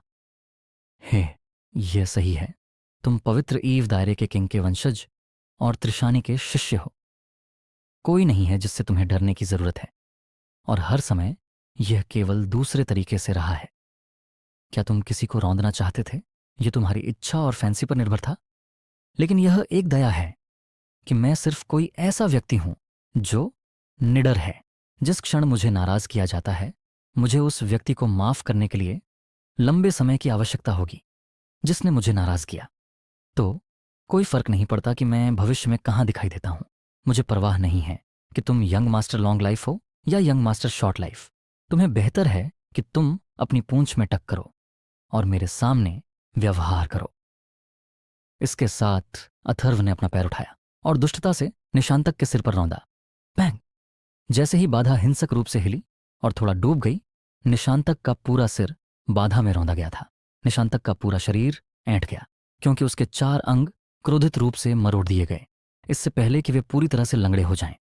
उसके बाद कोई हरकत नहीं थी। व्यावहारिक रूप से उसी क्षण सत्यपाल ने एक गर्जना छोड़ी जिसने हवा को हिला दिया। निशांतक बेहोश हो गया है। अथर्व इस लड़ाई का विजेता है। जैसे ही सत्यपाल की आवाज गिरी, प्रोफाउंड गॉड स्टेज एक हंगामे में टूट गया, लेकिन कोई भी अथर्व के लिए जयकार नहीं कर रहा था। इस समय उपस्थित सभी ने लगभग भूल गए थे कि यह केवल अथर्व और निशांतक के बीच एक द्वंद्व नहीं था, यह दिव्य मंच की अंतिम लड़ाई भी थी। अथर्व का पैर उड़ गया और निशांतक को उस दिशा में दूर तक लात मारा जहां पवित्र ईव दायरा बैठा था। उसके बाद उसने घूमकर कहा, इस प्रकार मैं मान सकता हूं कि मैंने इस प्रोफाउंड गॉड कन्वेंशन में पहला स्थान ले लिया है, सही? बेशक। सत्यपाल ने धीरे धीरे अपना सिर हिलाया। और यह केवल इस प्रोफाउंड गॉड कन्वेंशन भी नहीं है, हमारे पूर्वी दिव्य क्षेत्र द्वारा आयोजित किसी भी प्रोफाउंड गॉड कन्वेंशन में तुम अभी भी निस्संदेह और सबसे योग्य रूप से पहला स्थान ले लेते। ये अत्यंत चापलूसी भरे शब्द वास्तव में सत्यपाल द्वारा एक दृढ़ निश्चितता के साथ कहे गए थे। दूसरी ओर निशिथेश भी आकाश में ले गए थे क्योंकि उन्होंने बेहोश निशांतक को अपनी बाहों में पकड़ लिया। यह प्रोफाउंड गॉड कन्वेंशन वह टूर्नामेंट होना चाहिए था जहां निशांतक पूर्वी दिव्य क्षेत्र की युवा पीढ़ी पर हावी होता। इससे पहले कि दिव्य मंच शुरू हुआ था, वह सभी द्वारा प्रोफाउंड गॉड नंबर 1 के रूप में मान्यता प्राप्त था और कोई भी वास्तव में शीर्ष के लिए उसके साथ प्रतिस्पर्धा नहीं कर सकता था। फिर भी वह अथर्व से हार गया था। अपनी असफलता और गरिमा के नुकसान से उबरने के लिए उसने अपनी प्रतिबंधों को हटा दिया था और एक दिव्य राजा बन गया था, पूरे पूर्वी दिव्य क्षेत्र को चौंकाया। तो इस बार किसी ने भी विश्वास नहीं किया था कि वह हार सकता है। वहां हार की संभावना का एक भी डेंट नहीं था। फिर भी वह फिर से हार गया था। न केवल वह हार गया था, बल्कि वह पूरी तरह से नष्ट हो गया था।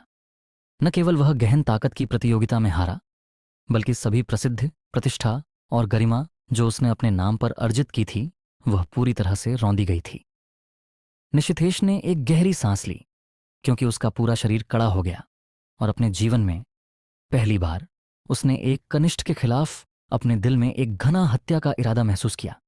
वह अथर्व को एक भी नजर देने की हिम्मत नहीं करता था क्योंकि वह डरता था कि वह उपस्थित सभी के सामने अपने हत्या के इरादे पर नियंत्रण खो देगा। भले ही वह बहुत स्पष्ट रूप से समझ गया था कि निशांतक मूल रूप से हार गया था और एक विचित्र व्यक्ति से हारना जो 9 चरण बिजली क्लैश को आमंत्रित कर सकता था, स्पष्ट रूप से कोई शर्म नहीं थी।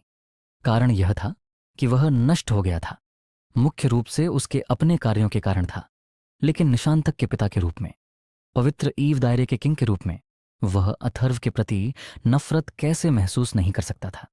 जैसे ही उसने निशांतक और बेहोश और गंभीर रूप से घायल त्रिशानी को उठाया, एक उदास अंधेरा जो पहले कभी प्रकट नहीं हुआ था निशिथेश की आंखों में तैर गया। इसके अलावा ये सभी चीजें वास्तव में एक कनिष्ठ के कारण हुई जो निचले क्षेत्रों से पैदा हुआ था और जिसका गुरु केवल एक मध्य तारे क्षेत्र का शासक था। अपने दोहक में उसने वास्तव में एक चीज को पहचाना। उसने पहचाना कि शायद त्रिशानी सही थी और उसने वास्तव में कभी भी उस बेटे को नहीं समझा था जिस पर उसे सबसे अधिक गर्व था। निशांतक, जिसे वह जानता था और समझता था, केवल वह निशांतक था जिसे उसके बेटे ने उसे देखना और समझना चाहता था। इस क्षण सत्यपाल अचानक घूमे। उनकी ठंडी आंखें क्रोधित रूप से निशिथेश को घूर रही थीं। पवित्र ईव दायरे के किंग, कोई ऐसा व्यक्ति जो पहले से ही गहन क्षेत्र के शिखर पर पहुंच गया है। त्रिशानी ने वास्तव में हम सभी के सामने एक कनिष्ठ पर हमला करने की हिम्मत की। न केवल उसकी कार्रवाई घृणित थी, बल्कि इसने पूरे गहन मार्ग को शर्मिंदा किया, जबकि मेरे अनंत देव क्षेत्र और इस प्रोफाउंड गॉड कन्वेंशन को नाराज किया। तो आपका पवित्र ईव दायरा इस मामले के लिए कैसे जवाब देगा? निशिथेश जानते थे कि यह उस क्षण होगा जब त्रिशानी ने अपना दिमाग खो दिया था और अथर्व पर हमला किया था। त्रिशानी युवा होने के बाद से एकांत प्रिय रही थीं और वह अपने जैविक पिता के प्रति गहरी नफरत रखती थीं। हालांकि वह लंबे समय पहले पवित्र ईव दायरा छोड़ गई थीं, उनकी प्रतिभा और गहन धारणा असाधारण रूप से उच्च थी। उन्होंने पूर्वी दिव्य क्षेत्र के नंबर एक गहन अभ्यासी बनने के अपने मार्ग के दौरान कभी भी पवित्र ईव दायरे पर भरोसा नहीं किया। चौंकाने वाली बात यह है कि आज तक कोई नहीं जानता था कि उनके गुरु कौन थे, यहां तक कि निशिथेश भी नहीं। त्रिशानी पूरे पूर्वी दिव्य क्षेत्र में प्रसिद्ध थीं। केवल उनकी गहन स्थिति ने उन्हें पूर्वी दिव्य क्षेत्र के सभी निचले, मध्य और उच्च दायरे के राजाओं पर शक्ति दी। बेशक तथ्य यह है कि उनके पास शीर्ष स्तर की खेती थी। इसका मतलब था कि उनके दिल की खेती उतनी ही महान थी। वह एक अजीब और एकांत प्रिय व्यक्ति हो सकती थीं, लेकिन वह कभी नहीं अपने ऊपर नियंत्रण नहीं खोती। अब तक कोई भी विश्वास नहीं कर सकता था कि त्रिशानी ऐसी बात करेंगी, लेकिन निशिथेश अच्छी तरह से जानते थे कि निशांतक उनकी बहन का प्रिय था। अगर निशांतक को उसकी त्वचा पर सबसे छोटी सी खरोंच भी लगती तो वह लंबे समय तक दुखी होती। सार्वजनिक रूप से इस तरह रौंदे जाने को तो छोड़ ही दें। निशिथेश ने शांत आवाज में जवाब देने से पहले गहरी सांस ली। त्रिशानी ने हमेशा अपनी जड़ों को स्वीकार करने को अपने नीचे समझा है, लेकिन यह इस तथ्य को नहीं बदलता है कि वह मेरी छोटी बहन है और मेरे बेटे की गुरु हैं। पवित्र ईव दायरा निश्चित रूप से यहां दोषी है। त्रिशानी की भूल को माफ करना मुश्किल हो सकता है, लेकिन सौभाग्य से अथर्व सुरक्षित और स्वस्थ है और त्रिशानी खुद गंभीर रूप से घायल हैं। कोई कह सकता है कि उन्हें वह सजा मिली है जिसके वह हकदार हैं। इसलिए मैं अनंत देव क्षेत्र से एक एहसान का अनुरोध करना चाहूंगा। कृपया मुझे त्रिशानी और निशांतक को इलाज के लिए ले जाने दें। एक बार जब वे दोनों ठीक हो जाएं, तो मैं व्यक्तिगत रूप से त्रिशानी को अपनी सजा प्राप्त करने के लिए लाऊंगा, चाहे वह कुछ भी हो। निशिथेश के जवाब ने सत्यपाल को आश्चर्यचकित कर दिया। न केवल उन्होंने अपनी अपील को पूर्ण विनम्रता में व्यक्त किया था, अनंत देव क्षेत्र के निर्णय से लड़ने की कोशिश नहीं कर रहे थे, बल्कि वह हर शब्द के पीछे निराशा की एक गहरी भावना, यहां तक कि निराशा को भी महसूस कर सकते थे। माय लॉर्ड, सत्यपाल घूमे और मार्गदर्शन के लिए अनंत देव सम्राट को देखा, लेकिन उनके सम्राट का दिमाग स्पष्ट रूप से इस मामले पर नहीं था, क्योंकि उन्होंने एक हाथ उठाया और बस कहा, जाओ पवित्र ईव दायरे के किंग, तुम्हें त्रिशानी को सजा के लिए वापस लाने की जरूरत नहीं है, लेकिन उन्हें बताओ कि वह अगले 1000 वर्षों के लिए पवित्र ईव दायरे की सीमाओं के पार आधा कदम भी नहीं रख सकती। ऐसा लग रहा था जैसे देव सम्राट ने निषिथेश को त्रिशानी और निशांतक को इलाज के लिए ले जाने की अनुमति दी थी, लेकिन वास्तव में वह उन्हें अपने क्षेत्र से निर्वासित कर रहे थे। निषिथेश ने कुछ नहीं कहा। निशांतक और त्रिशानी को अपने साथ लाते हुए वह हवा में तैर गए और बिना आवाज के उड़ गए। पवित्र ईव दायरे से सभी उनके पीछे चले गए। वे पूर्वी दिव्य क्षेत्र के सबसे मजबूत तारे के दायरे के रूप में अनंत देव क्षेत्र में आए थे, लेकिन वे अपने पैरों के बीच पूंछ वाले कुत्ते की तरह चले गए थे। अनंत देव सम्राट ने जो सजा दी वह बिल्कुल गंभीर नहीं थी, लेकिन किसी ने भी इस मामले के संबंध में कोई आपत्ति नहीं उठाई। पवित्र ईव दायरा अभी भी एक किंग दायरा था और त्रिशानी अभी भी पूर्वी दिव्य क्षेत्र के सबसे मजबूत गहन अभ्यासी थीं। यहां तक कि अनंत देव क्षेत्र भी यह दावा नहीं कर सकता था कि वे त्रिशानी और निषिथेश जैसे लोगों द्वारा प्रस्तुत खतरे से पूरी तरह से प्रतिरक्षित थे, विशेष रूप से त्रिशानी। इसके अलावा त्रिशानी निस्संदेह इस मामले की अपराधी थीं, लेकिन अथर्व वास्तव में पीड़ित नहीं था। पवित्र ईव दायरा था। आज के बाद शांतनु से लेकर निशांतक तक, त्रिशानी तक, सभी ने व्यावहारिक रूप से अपने सभी सम्मान और गर्व को खो दिया था, चूंकि उन्हें पहले से ही अपने कार्यों के परिणामों का सामना करना पड़ा था। अनंत देव सम्राट को चोट में नमक जोड़ने और पहले से ही जितनी थी उससे भी अधिक नापसंदगी अर्जित करने की कोई आवश्यकता नहीं मिली। एक हारने वाला अंततः केवल हारने वाला था। लोगों ने जल्दी से क्षण बीत जाने के बाद विजेता पर अपना ध्यान स्थानांतरित कर दिया। अनंत देव सम्राट खड़े हुए और जोर से घोषणा की, इसके साथ इस कार्यकाल का ईश्वर सम्मेलन आधिकारिक रूप से समाप्त होता है। 3 प्रारंभिक लड़ाइयों ने हमें 1000 दिव्य मंच उम्मीदवार मिले और दिव्य मंच की लड़ाई कम से कम रोमांचक थी और पूर्वी दिव्य क्षेत्र के जूनियर्स की भव्यता को अत्यधिक प्रदर्शित किया। अथर्व और निशांतक की पहले स्थान के लिए लड़ाई विशेष रूप से हमारे लिए भी आश्चर्यजनक थी और यह हमारे इतिहास में दर्ज होने के योग्य है। निशांतक इतिहास में सबसे कम उम्र का दिव्य राजा है और अथर्व ने 9 चरणों की क्लेश बिजली खींची। वे दोनों पूर्वी दिव्य क्षेत्र में पैदा हुए हैं, इसलिए वे निस्संदेह एक आशीर्वाद और एक उपहार हैं जो स्वर्ग ने स्वयं हमें दिया है। पूर्वी दिव्य क्षेत्र निस्संदेह पहले से कहीं अधिक चमकदार चमकेगा। यह ईश्वर सम्मेलन एक आने वाली आपदा के कारण आयोजित किया गया था और इस कार्यकाल की दिव्य मंच की लड़ाई में भाग लेने वाले देवपुत्र की ताकत अतीत के सभी अन्य प्रतिभागियों से कहीं अधिक थी। इसने इस धारणा को भी जोड़ा कि वे आने वाली आपदा से लड़ने के लिए पैदा हुए थे। अनंत देव सम्राट द्वारा अपना समापन भाषण दिए जाने के बाद ईश्वर सम्मेलन आधिकारिक रूप से समाप्त हो गया। 31 नाम देवपुत्र की रैंकिंग जल्दी से स्क्रीन पर दिखाई दिए। एक दिव्य मंच की लड़ाई में कोई क्वालिफायर नहीं थे, केवल उन्मूलन द्वार। इसलिए प्रतिभागियों की रैंकिंग पूरी तरह से देव सम्राटों द्वारा उनकी ताकत और समग्र प्रदर्शन के आधार पर निर्धारित की गई थी। पहला स्थान अथर्व, दूसरा स्थान निशांतक, तीसरा स्थान युविका, चौथा स्थान जयंती। रैंकिंग सूची पर पहले 4 नाम पूर्वी दिव्य क्षेत्र के नए देवपुत्र का प्रतिनिधित्व करते थे। सभी 4 पूर्व देवपुत्र को हराकर अथर्व गर्व से पहले स्थान पर बैठे और पूर्वी दिव्य क्षेत्र की पूरी युवा पीढ़ी के सही प्रतिनिधि बन गए। आश्चर्यजनक रूप से सुमेया रैंकिंग बोर्ड पर 5वें स्थान पर दिखाई दी। वह अब तक दिव्य मंच की लड़ाई और ईश्वर सम्मेलन में भाग लेने वाली सबसे कम उम्र की खेतीकर्ता थीं। इस बीच स्नो सॉन्ग दायरे के निवासी लाल चेहरों के साथ अपनी सीटों पर ठीक से बैठे थे।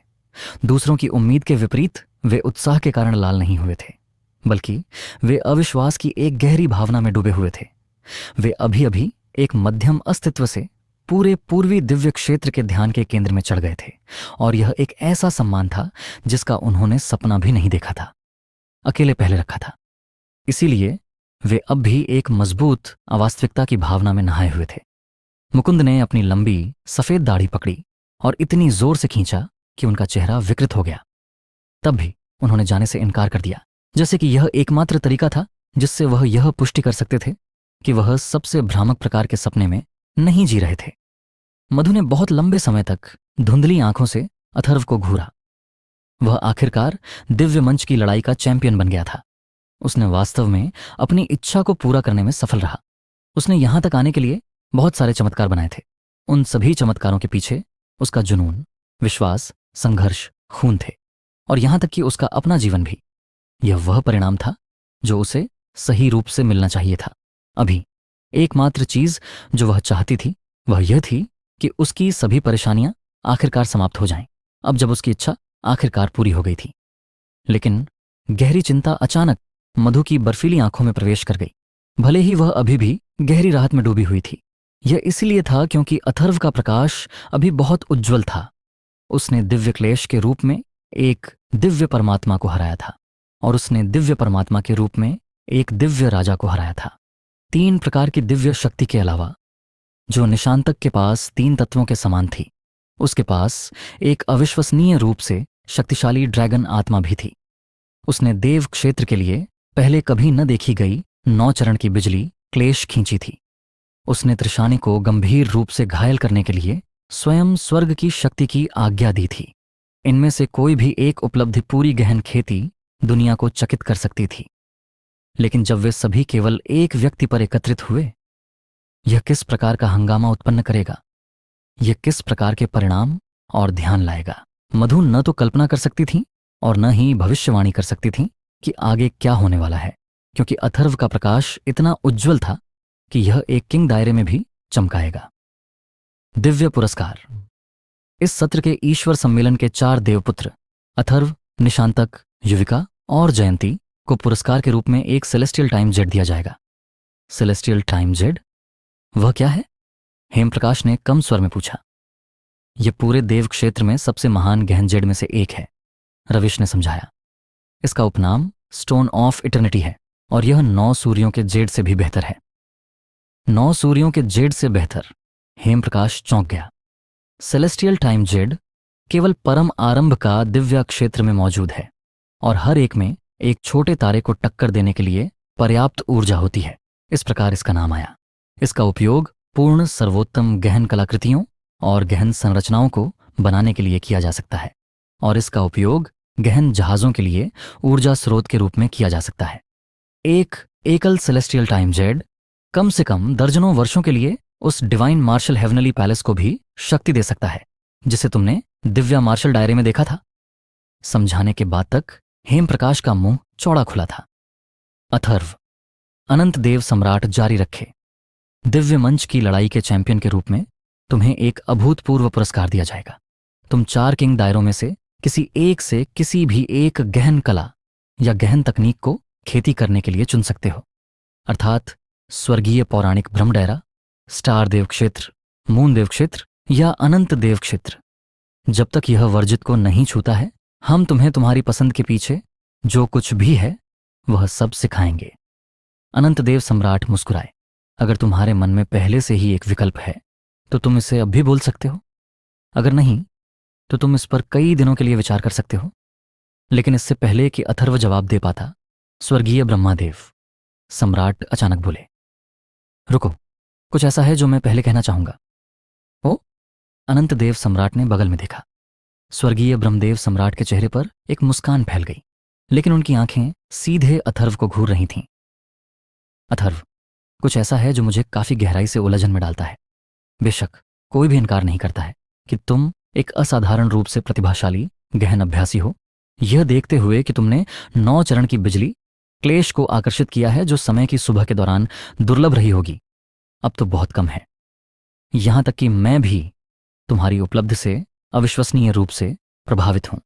लेकिन यहां मेरा सवाल है, उस 9 चरण बिजली क्लेश की शक्ति मेरे लिए भी भयानक है, क्योंकि अगर मैं तुम्हारी जगह पर होता तो मैं पहले से ही धूल में टूट गया होता। फिर भी तुम स्पष्ट रूप से अक्षत हो। क्या तुम हमें बता सकते हो क्यों? अथर्व, हर आंख अथर्व पर सेट थी, अभिव्यक्ति या निगाह में थोड़ा सा बदलाव पकड़ने की उम्मीद में। स्वर्गीय ब्रह्मादेव सम्राट ने जो पूछा वह कमरे में हाथी था जो हर कोई जानना चाहता था। यह एक महान सवाल है, लेकिन ड्रैगन सम्राट ने अपनी अभिव्यक्ति को थोड़ा सा भी नहीं बदला। उन्होंने उदासीनता से जवाब दिया, अथर्व की ड्रैगन, आत्मा एक मास्टर ड्रैगन की आत्मा है। ड्रैगन सम्राट के जवाब ने भीड़ के बीच हंगामा मचा दिया। एक मास्टर ड्रैगन एक उपाधि थी जो केवल उन ड्रैगन को दी जाती थी जो दिव्य गुरु क्षेत्र तक पहुंच गए थे। एक ड्रैगन सभी जीवित प्राणियों का शिखर था और एक दिव्य गुरु ड्रैगन पूरे देव क्षेत्र में सबसे मजबूत अस्तित्व था। सभी जीवित प्राणियों को एक मास्टर ड्रैगन के सामने झुकना होगा। अथर्व, लेकिन ड्रैगन सम्राट जारी रखे, एक ड्रैगन की आत्मा केवल स्वेच्छा से उपहार में दी जा सकती है, लूटी नहीं जा सकती। चूंकि मास्टर ड्रैगन अथर्व को अपनी ड्रैगन आत्मा का हिस्सा देने के लिए तैयार थे, यह हो सकता है कि अथर्व ने उन्हें एक महान एहसान किया है या कि अथर्व असाधारण प्रतिभा रखता है। उनका कारण जो भी हो, यह एक तथ्य है कि उन्होंने स्वेच्छा से अथर्व को अपनी आत्मा प्रदान की है।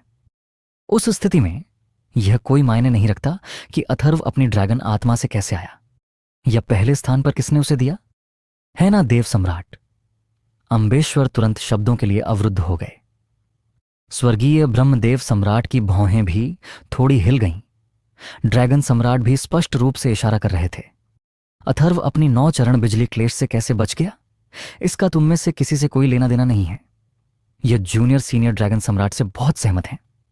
एक महिला आवाज अचानक सभी के दिलों के माध्यम से एक स्वर्गीय तार की तरह ब्रश हुई। इसने उनकी आत्माओं को थोड़ा कांपने का कारण बना। यह कियाना थी। कियाना कहीं से भी भव्य फाइनल में भाग लेने आई थी, लेकिन वह पूरी लड़ाई के दौरान पूरी तरह से चुप रहीं, बिल्कुल भी कोई टिप्पणी नहीं की। इसीलिए उन्होंने तुरंत सभी का ध्यान और निगाहें आकर्षित की जिस क्षण वह बोली। यहां तक कि स्वर्गीय ब्रह्मदेव सम्राट ने भी संदेह में थोड़ा भौं सिकोड़ी। वह अच्छी तरह से जानते थे कि उनकी बेटी कोई दयालु और समझदार व्यक्ति नहीं थी। जब तक अगर तुम यह समझाना नहीं चाहते कि तुम 9 चरण की बिजली क्लेश से सुरक्षित रूप से कैसे बच गए, तो तुम चुप रह सकते हो। अथर्व, किसी को भी तुमसे जबरन जवाब निकालने का अधिकार नहीं है, कियाना ने धीरे धीरे कहा। आखिरकार एक रहस्य केवल एक रहस्य है, अगर यह ज्ञात नहीं है। वह देव सम्राटों के एक समूह से घिरी हुई थीं, लेकिन वह ऐसे बोल रही थीं जैसे वह एक स्वर्गीय फरमान की घोषणा कर रही हों, जैसे वह उन सभी से ऊपर हों। देव सम्राटों ने उनकी घोषणा पर भौहें सिकुड़ी। स्वर्गीय ब्रह्मदेव सम्राट भ्रमित दिखे, लेकिन मामले को आगे बढ़ाने या कियाना के शब्दों का खंडन करने का प्रयास नहीं किया। लेकिन अथर्व का दिल अचानक डर से झटका लगा। कियाना स्पष्ट रूप से उसे एक अजीब स्थिति से बाहर निकालने में मदद कर रही थीं, लेकिन किसी कारण से उनके शब्दों ने केवल उसे सिर से पैर तक ठंडा महसूस कराया। उनका रहस्यमय सुनहरा मुखौटा आधे चेहरे और उनकी आंखों को ढक रहा था, इसलिए वह वास्तव में उनकी निगाह से नहीं मिल सकता था। लेकिन अथर्व को विशिष्ट भावना थी कि उन्होंने उसे अपनी आत्मा तक देखा था। उसे हमेशा यह भावना थी जब वह उससे कहीं अधिक मजबूत विशेषज्ञों से मिला था, लेकिन यह आज जितना गहरा कभी नहीं था। ब्रह्म मोनार्क देवी, कियाना, उसने उनके नाम को अपने दिल में गहराई से उकेरा। उन्होंने केवल कुछ सेकंड के लिए खुद को झांत किया होगा, लेकिन उसने अभी भी उन्हें सबसे खतरनाक व्यक्ति के रूप में लेबल किया जो उसने अपने जीवन में कभी मिला था। सभी की अपेक्षाओं के विपरीत अथर्व न तो चिंतित दिख रहा था और न ही डरा हुआ। स्वर्गीय ब्रह्मगौड़ सम्राट के सवाल और सभी की निगाहों का सामना करने के बावजूद हैरान होकर उसने थोड़ा भौहें सिकोड़ी, इससे पहले कि वह पूछे, आपकी महानता, वह स्वर्गीय क्लेश बिजली, यह वास्तव में कोई रहस्य नहीं है। सच कहूं तो मुझे कोई अंदाजा नहीं है कि यहां क्या हो रहा है। ओह, तुम नहीं जानते? स्वर्गीय ब्रह्मगौड़ सम्राट ने अपनी आंखें थोड़ी संकरी कर लीं। अथर्व ने सिर हिलाया। जब मैं अभी निशांतक के खिलाफ लड़ रहा था तो मैं गंभीर रूप से घायल हो गया था और मुश्किल से होश में था। मुझे कोई अंदाजा नहीं है कि मैं अचानक एक सफलता क्यों प्राप्त करूंगा और स्वर्गीय क्लेश बिजली को ट्रिगर करूंगा। आपको सच बताऊं तो जब तक स्वर्गीय क्लेश बिजली मुझ पर उतरा तब तक मेरी चेतना पहले से ही धुंधली थी और मुझे कोई अंदाजा नहीं था कि उस समय क्या हो रहा था। जब मैं आखिरकार जागा तो मैंने पाया कि मेरे घाव ठीक हो गए थे। मेरी गहन ऊर्जा और मानसिक शक्ति बहाल हो गई थी और मेरा साधना स्तर दिव्य परमात्मा क्षेत्र के मध्य चरण तक पहुंच गया था। उसके बाद स्वर्गीय क्लेश बिजली पूरी तरह से चला गया। अब भी मुझे कोई अंदाजा नहीं है कि मेरे बेहोश होने के बाद क्या हुआ। मैं आप सभी से भी जांच करने वाला था, अथर्व ने आश्चर्यचकित स्वर में पूछा, जबकि गहराई से भौहें सिकोड़ते हुए। मैंने पहले कभी स्वर्गीय क्लेश बिजली का अनुभव नहीं किया है। मैंने केवल अपने गुरु की शिक्षा के दौरान इसके बारे में थोड़ा सुना है, लेकिन अभी जो स्वर्गीय क्लेश बिजली था वह मेरे गुरु द्वारा मुझे बताए गए से काफी अलग था। मैं युवा और अनुभवहीन हूं, इसलिए मैं इस मामले की मेरी समझ की कमी से आश्चर्यचकित नहीं हूं। लेकिन आप में से किसी को तो पता होना चाहिए कि क्या हो रहा है ना मेरे वरिष्ठों? अथर्व ने आकस्मिक रूप से सवाल को सीधे देव सम्राटों की गोद में वापस फेंक दिया। उसने अब भी जो कुछ कहा था उसे एक पंक्ति में संक्षेपित किया जा सकता है। यदि आप देव सम्राटों को भी कोई अंदाजा नहीं है कि यहां क्या हो रहा है, तो मेरे जैसे एक जूनियर को इसके बारे में कुछ भी कैसे पता होगा? अथर्व के शब्दों ने पूर्वी दिव्य क्षेत्र के विशेषज्ञों को भौं सिकोड़ने के लिए प्रेरित किया। उनमें से कुछ संदिग्ध दिख रहे थे, लेकिन अधिकांश के चेहरे पर विचारशील नजर थी। अथर्व अभी तक 30 साल का भी नहीं था, इसलिए वह निश्चित रूप से उतना ही अनुभवहीन था जितना उसने दावा किया था। इसके अलावा यहां सभी ने देखा था कि कैसे वह अभी निशांतक द्वारा कुचला गया और मृत्यु के कगार पर पहुंचा दिया गया था। अगर वह वास्तव में एक महान रहस्य छुपा रहा था जो स्वर्गीय क्लेश बिजली का भी प्रतिरोध कर सकता था, तो उसने निशांतक की दिव्य राजा शक्तियों के खिलाफ खुद को क्यों नहीं बचाया था? यह देव क्षेत्र के इतिहास में होने वाला पहला 9 चरण का स्वर्गीय क्लेश बिजली था, इसलिए बेशक अथर्व इसका अनुभव पहले नहीं कर सकता था। इसलिए अथर्व का जोर देना कि वह कुछ भी नहीं जानता था पूरी तरह से उचित था, विशेष रूप से अब जब उनके पास चीजों को सोचने का समय था। अथर्व को भूल जाओ, यहां तक कि देव सम्राट भी यह नहीं समझ सके कि वह 9 चरण की स्वर्गीय क्लेश बिजली के तहत कैसे अक्षत रहा, चरम स्वास्थ्य के लिए ठीक हो गया और यहां तक कि दिव्य परमात्मा क्षेत्र के मध्य चरण तक पहुंच गया। क्या तुम्हें वास्तव में बिल्कुल भी कोई अंदाजा नहीं है? स्वर्गीय ब्रह्मगौड़ सम्राट ने शांत स्वर में पूछते हुए सीधे अथर्व की आंखों में देखा। एक मुस्कान का भूत उसके चेहरे पर चमका। एक देव सम्राट की निगाह कुछ ऐसी थी जिसे एक दायरा किंग भी सहन करना मुश्किल पाता। अथर्व जितना युवा गहन अभ्यासी तो छोड़ ही दें।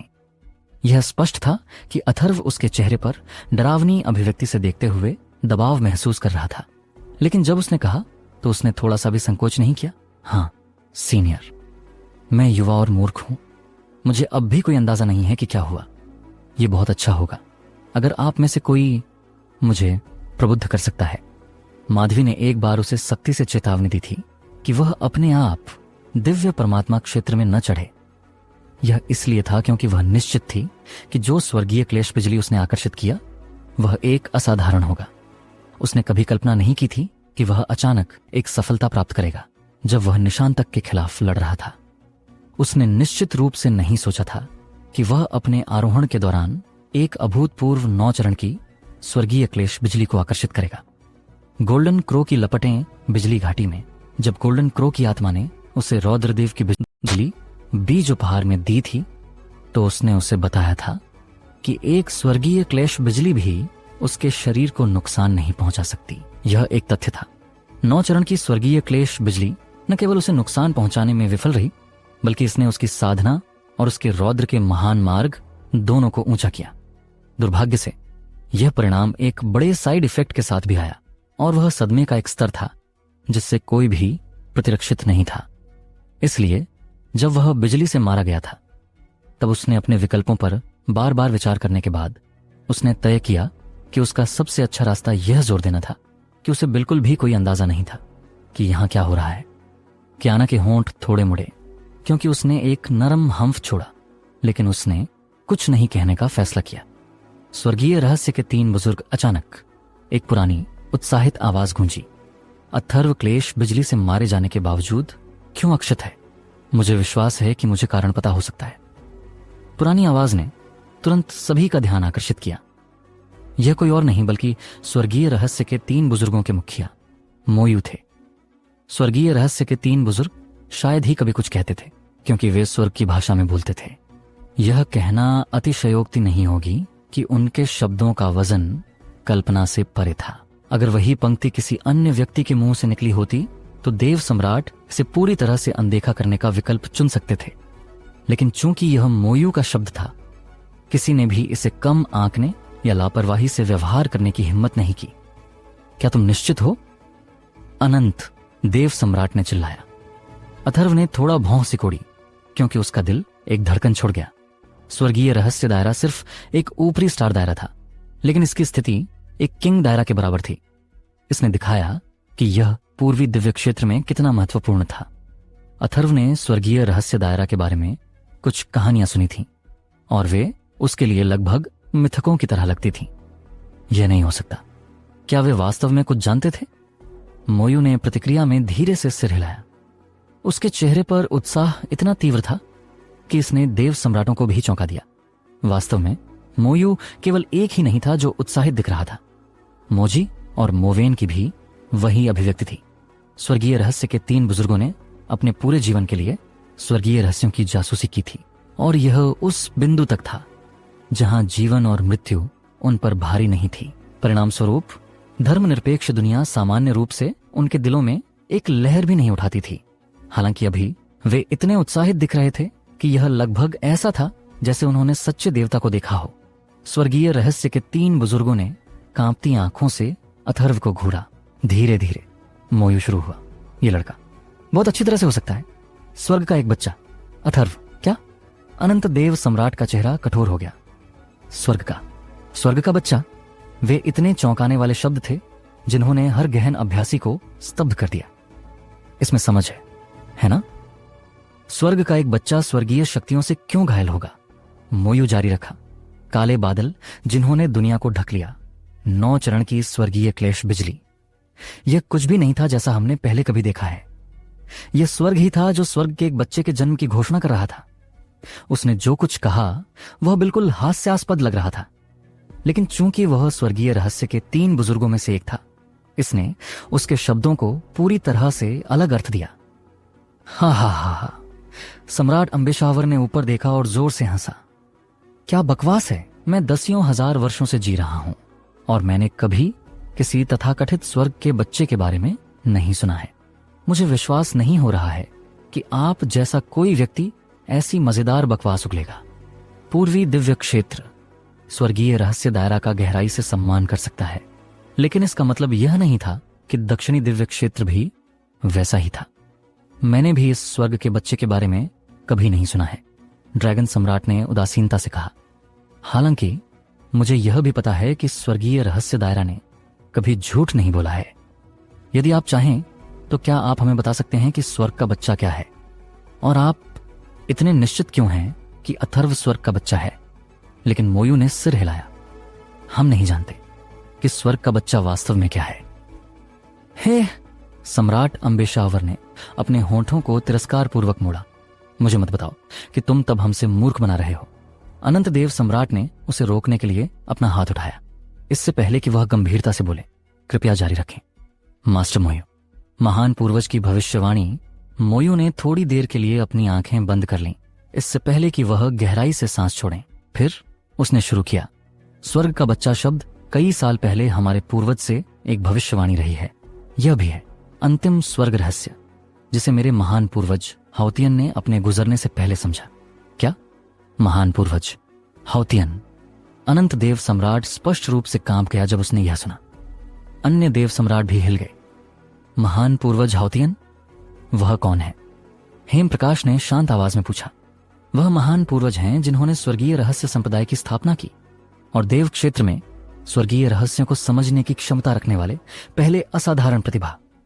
रविश ने कम स्वर में समझाया। कई साल पहले वह अनंत देव के महान पूर्वज के महान मित्र थे।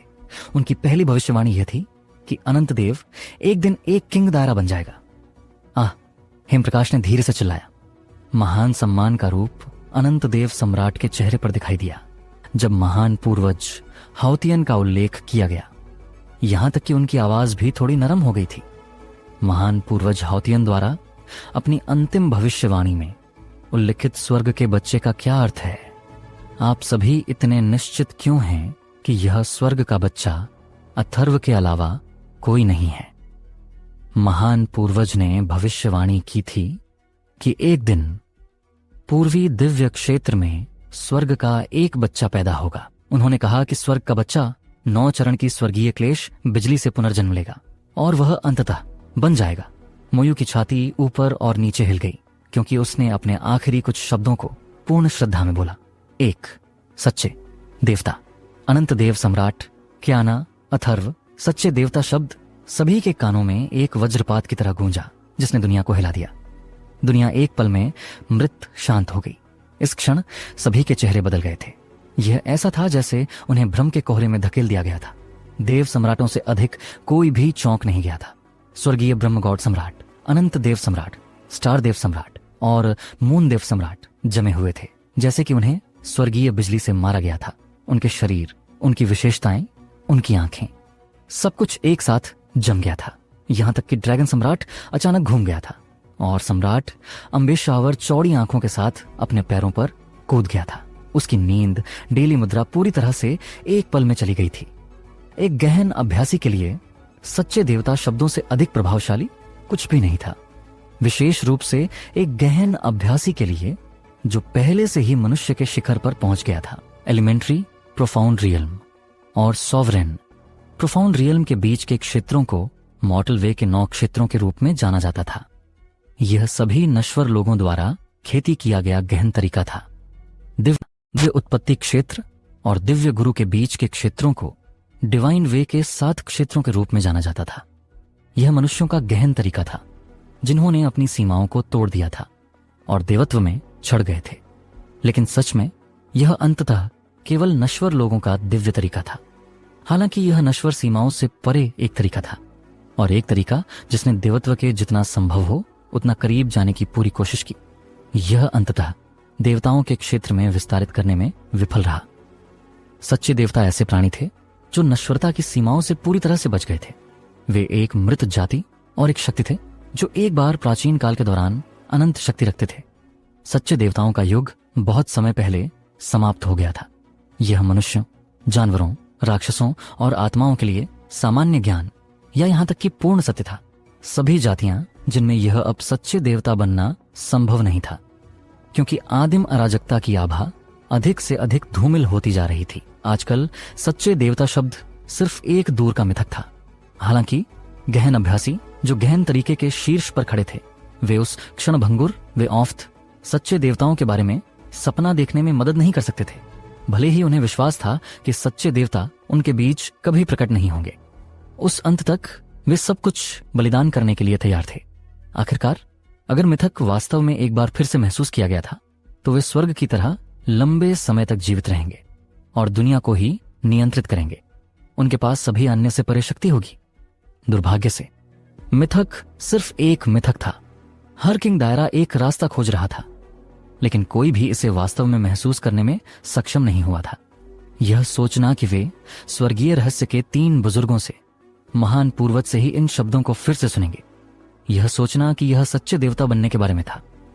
अनंत देव सम्राट ने कुछ कदम आगे बढ़ाए इससे पहले कि वह अंततः बोलें, क्या यह वास्तव में महान पूर्वज हाउतियन की भविष्यवाणी है?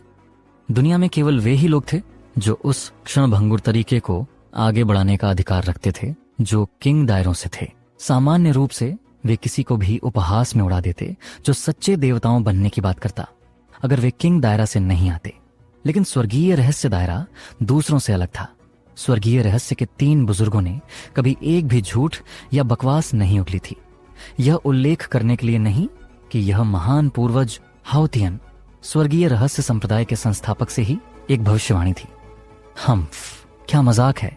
सम्राट अम्बेशावर तिरस्कारपूर्ण दिखे। अभी यह स्वर्ग का बच्चा था और अब यह सच्चे देवता हैं। क्या यह वास्तव में स्वर्गीय रहस्य है जिसे पूर्वी दिव्य क्षेत्र इतनी अधिक मानता है?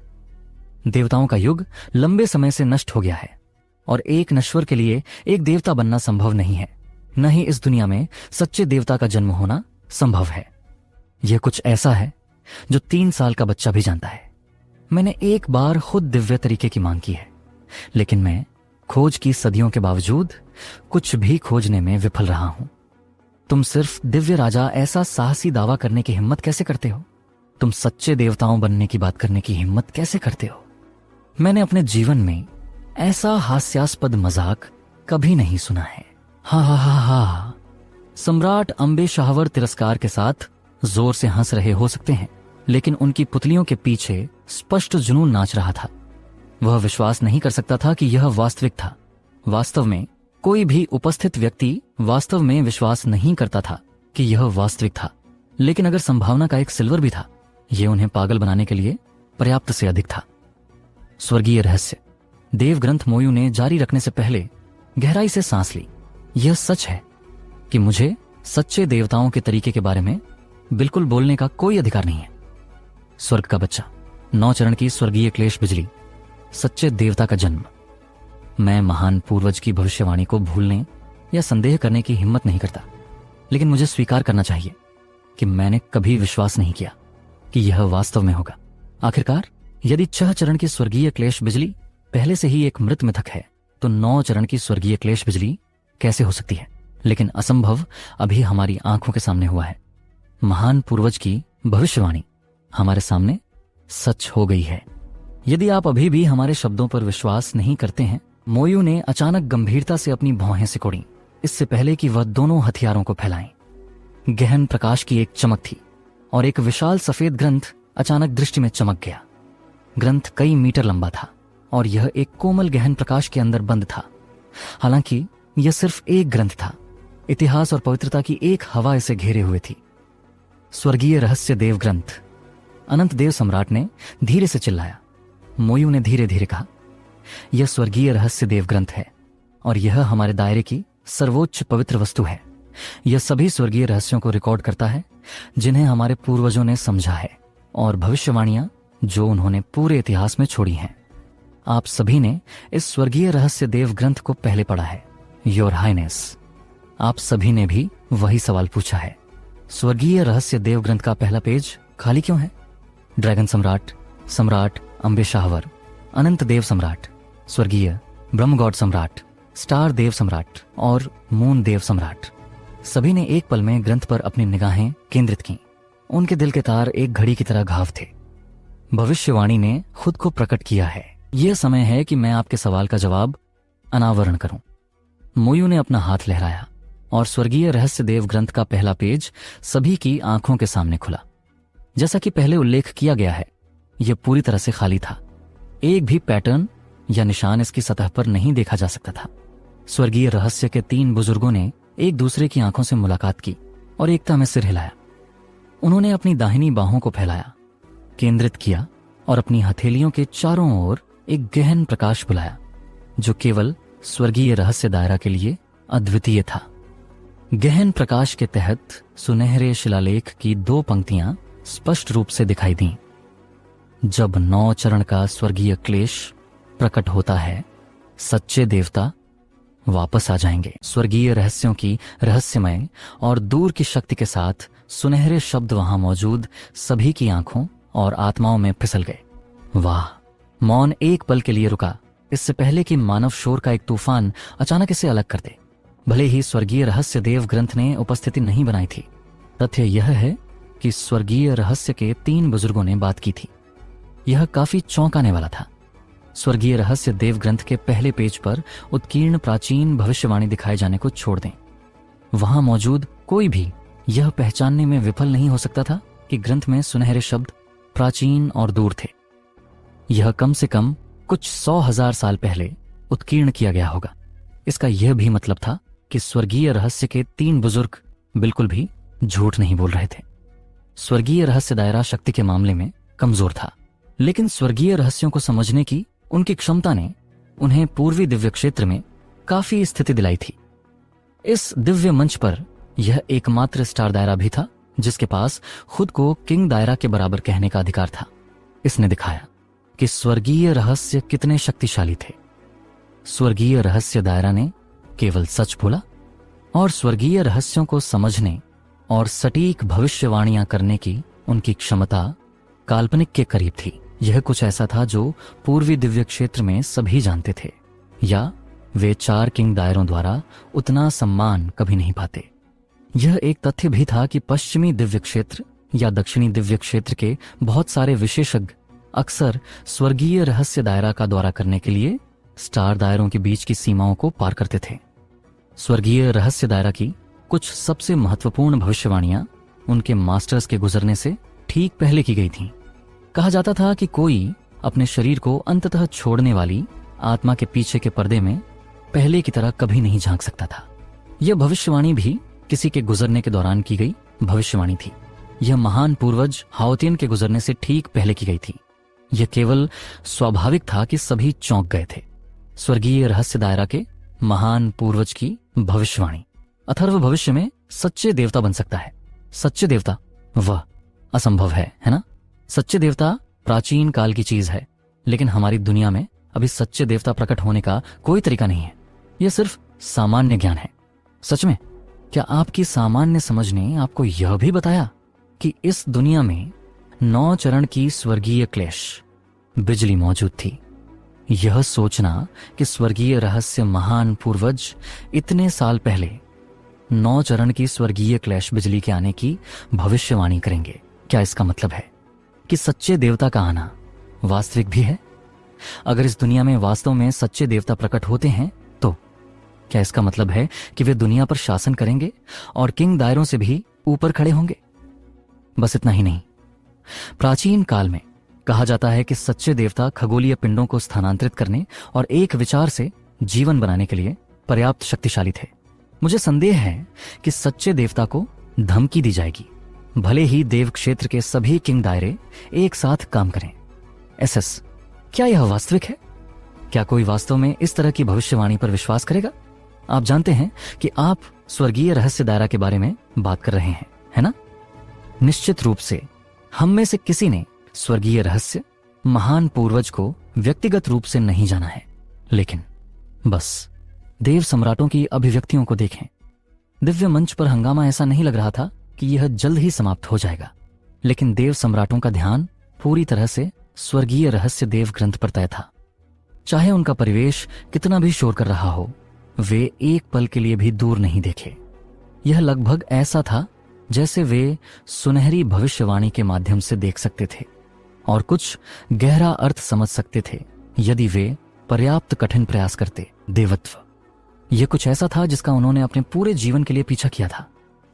यह कुछ ऐसा था जिसने उनकी आत्माओं को पहले की तरह कभी नहीं हिलाया। यहां तक कि सम्राट अम्बेशाहवर अपने सभी तिरस्कार के लिए उभरी हुई आंखों के साथ ग्रंथ को घूर रहे थे और जमे हुए थे जैसे किसी ने उन पर जादू कर दिया था। इस बीच अथर्व के होंठ शुरुआती सदमे के बाद मुड़ गए। यह स्वर्गीय रहस्य दायरा पूरी बकवास है। मैं किसी भी स्वर्गीय क्लेश बिजली से डरता नहीं हूं, या किसी भी प्रकार की बिजली से। इसका कारण यह है कि मेरे पास रौद्रदेव की गहन नसें हैं। मैं स्वर्ग का बच्चा बिल्कुल नहीं हूं। इसके अलावा पहले की 9 चरण की स्वर्गीय क्लेश बिजली चरम हिंसा, क्रोध और घृणा से भरी थी। यह स्पष्ट है कि यह सब चाहता था कि मुझे पूरी तरह से नष्ट कर दिया जाए। तो यह कैसे संभवतः दुनिया को स्वर्ग के बच्चे के जन्म की घोषणा कर सकता है? इसके बावजूद क्या अद्भुत कहानी थी। मुझे अज्ञानता का नाटक करना था क्योंकि मुझे पता नहीं था कि खुद को कैसे समझाया जाए। लेकिन मैंने कभी नहीं सोचा था कि वे 3 बूढ़े मुझे कवर करेंगे। इससे भी बेहतर ऐसा लगता है कि हर कोई देव सम्राटों सहित इसके लिए गिर रहा है। स्वर्गीय रहस्य महान पूर्वज हो, स्वर्गीय रहस्य देव ग्रंथ का पहला पेज हो, 9 चरण के स्वर्गीय क्लेश की पूर्ण भविष्यवाणी हो। मैं खुद इस पर विश्वास कर लेता अगर मुझे सच नहीं पता होता। स्नो सॉन्ग दायरे का सदमा। इस बीच स्नो सॉन्ग दायरे अपने स्वयं के राक्षसों से लड़ने में व्यस्त था। तथ्य यह है कि अथर्व ने 9 चरण की स्वर्गीय क्लेश बिजली को आकर्षित किया था और ईश्वर सम्मेलन का चैंपियन बन गया था। यह काफी स्वप्निल था, लेकिन स्वर्गीय रहस्य महान पूर्वज से ही इस भविष्यवाणी ने उन्हें लाला लैंड में पूरी तरह से लात मार दी थी।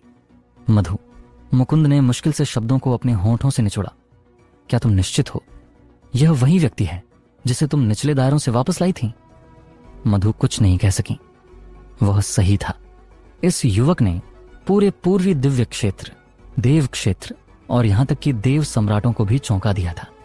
क्या वह वास्तव में वही व्यक्ति है जिसे उसने स्नो सॉन्ग दायरे में गुजरने में लाया था, उसके जीवन को बचाने के लिए चुकौती के रूप में? और वह सिर्फ 3 साल पहले था। 3 साल पहले अथर्व अभी तक दिव्य तरीके में प्रवेश नहीं किया था। उसे बार बार अंधेरे से उसे बचाना पड़ता था।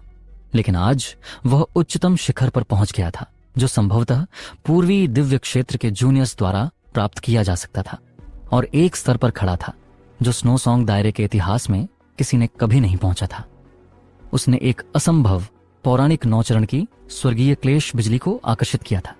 उसने सच्चे देवताओं की एक भविष्यवाणी से भी मेल खाया, जो पूरे देव क्षेत्र को उल्टा करने के लिए नियत था। यह सोचना कि वह कोई ऐसा होगा जिसे उसने निचले दायरों से वापस लाया। रविश और जीवांश ने एक दूसरे के साथ नजरें बदली, लेकिन वे दोनों शब्दों के लिए स्तब्ध थे। नौचरण का स्वर्गीय क्लेश, सच्चे देवता की भविष्यवाणी। युविका ने फुसफुसाया, पिता, आपने एक बार कहा था कि स्वर्गीय रहस्य दायरा का मुख्य कार्य स्वर्ग पर जासूसी करना है, भविष्य की भविष्यवाणी करना नहीं, है ना? लेकिन हर भविष्यवाणी जो स्वर्गीय रहस्य देव ग्रंथ में प्रवेश करती है, वह हमेशा बिना अपवाद के सच हो जाती है। क्या यह भविष्यवाणी भी सच हो जाएगी? जलंधर ने उसे जवाब नहीं दिया। वह पूरी तरह से अनुत्तरदायी था और उसकी आंखें पूरी तरह से खाली थीं। कोई भी जिसने उसे करीब से ध्यान दिया, वह महसूस करेगा कि उसके होंठ लगातार कांप रहे थे।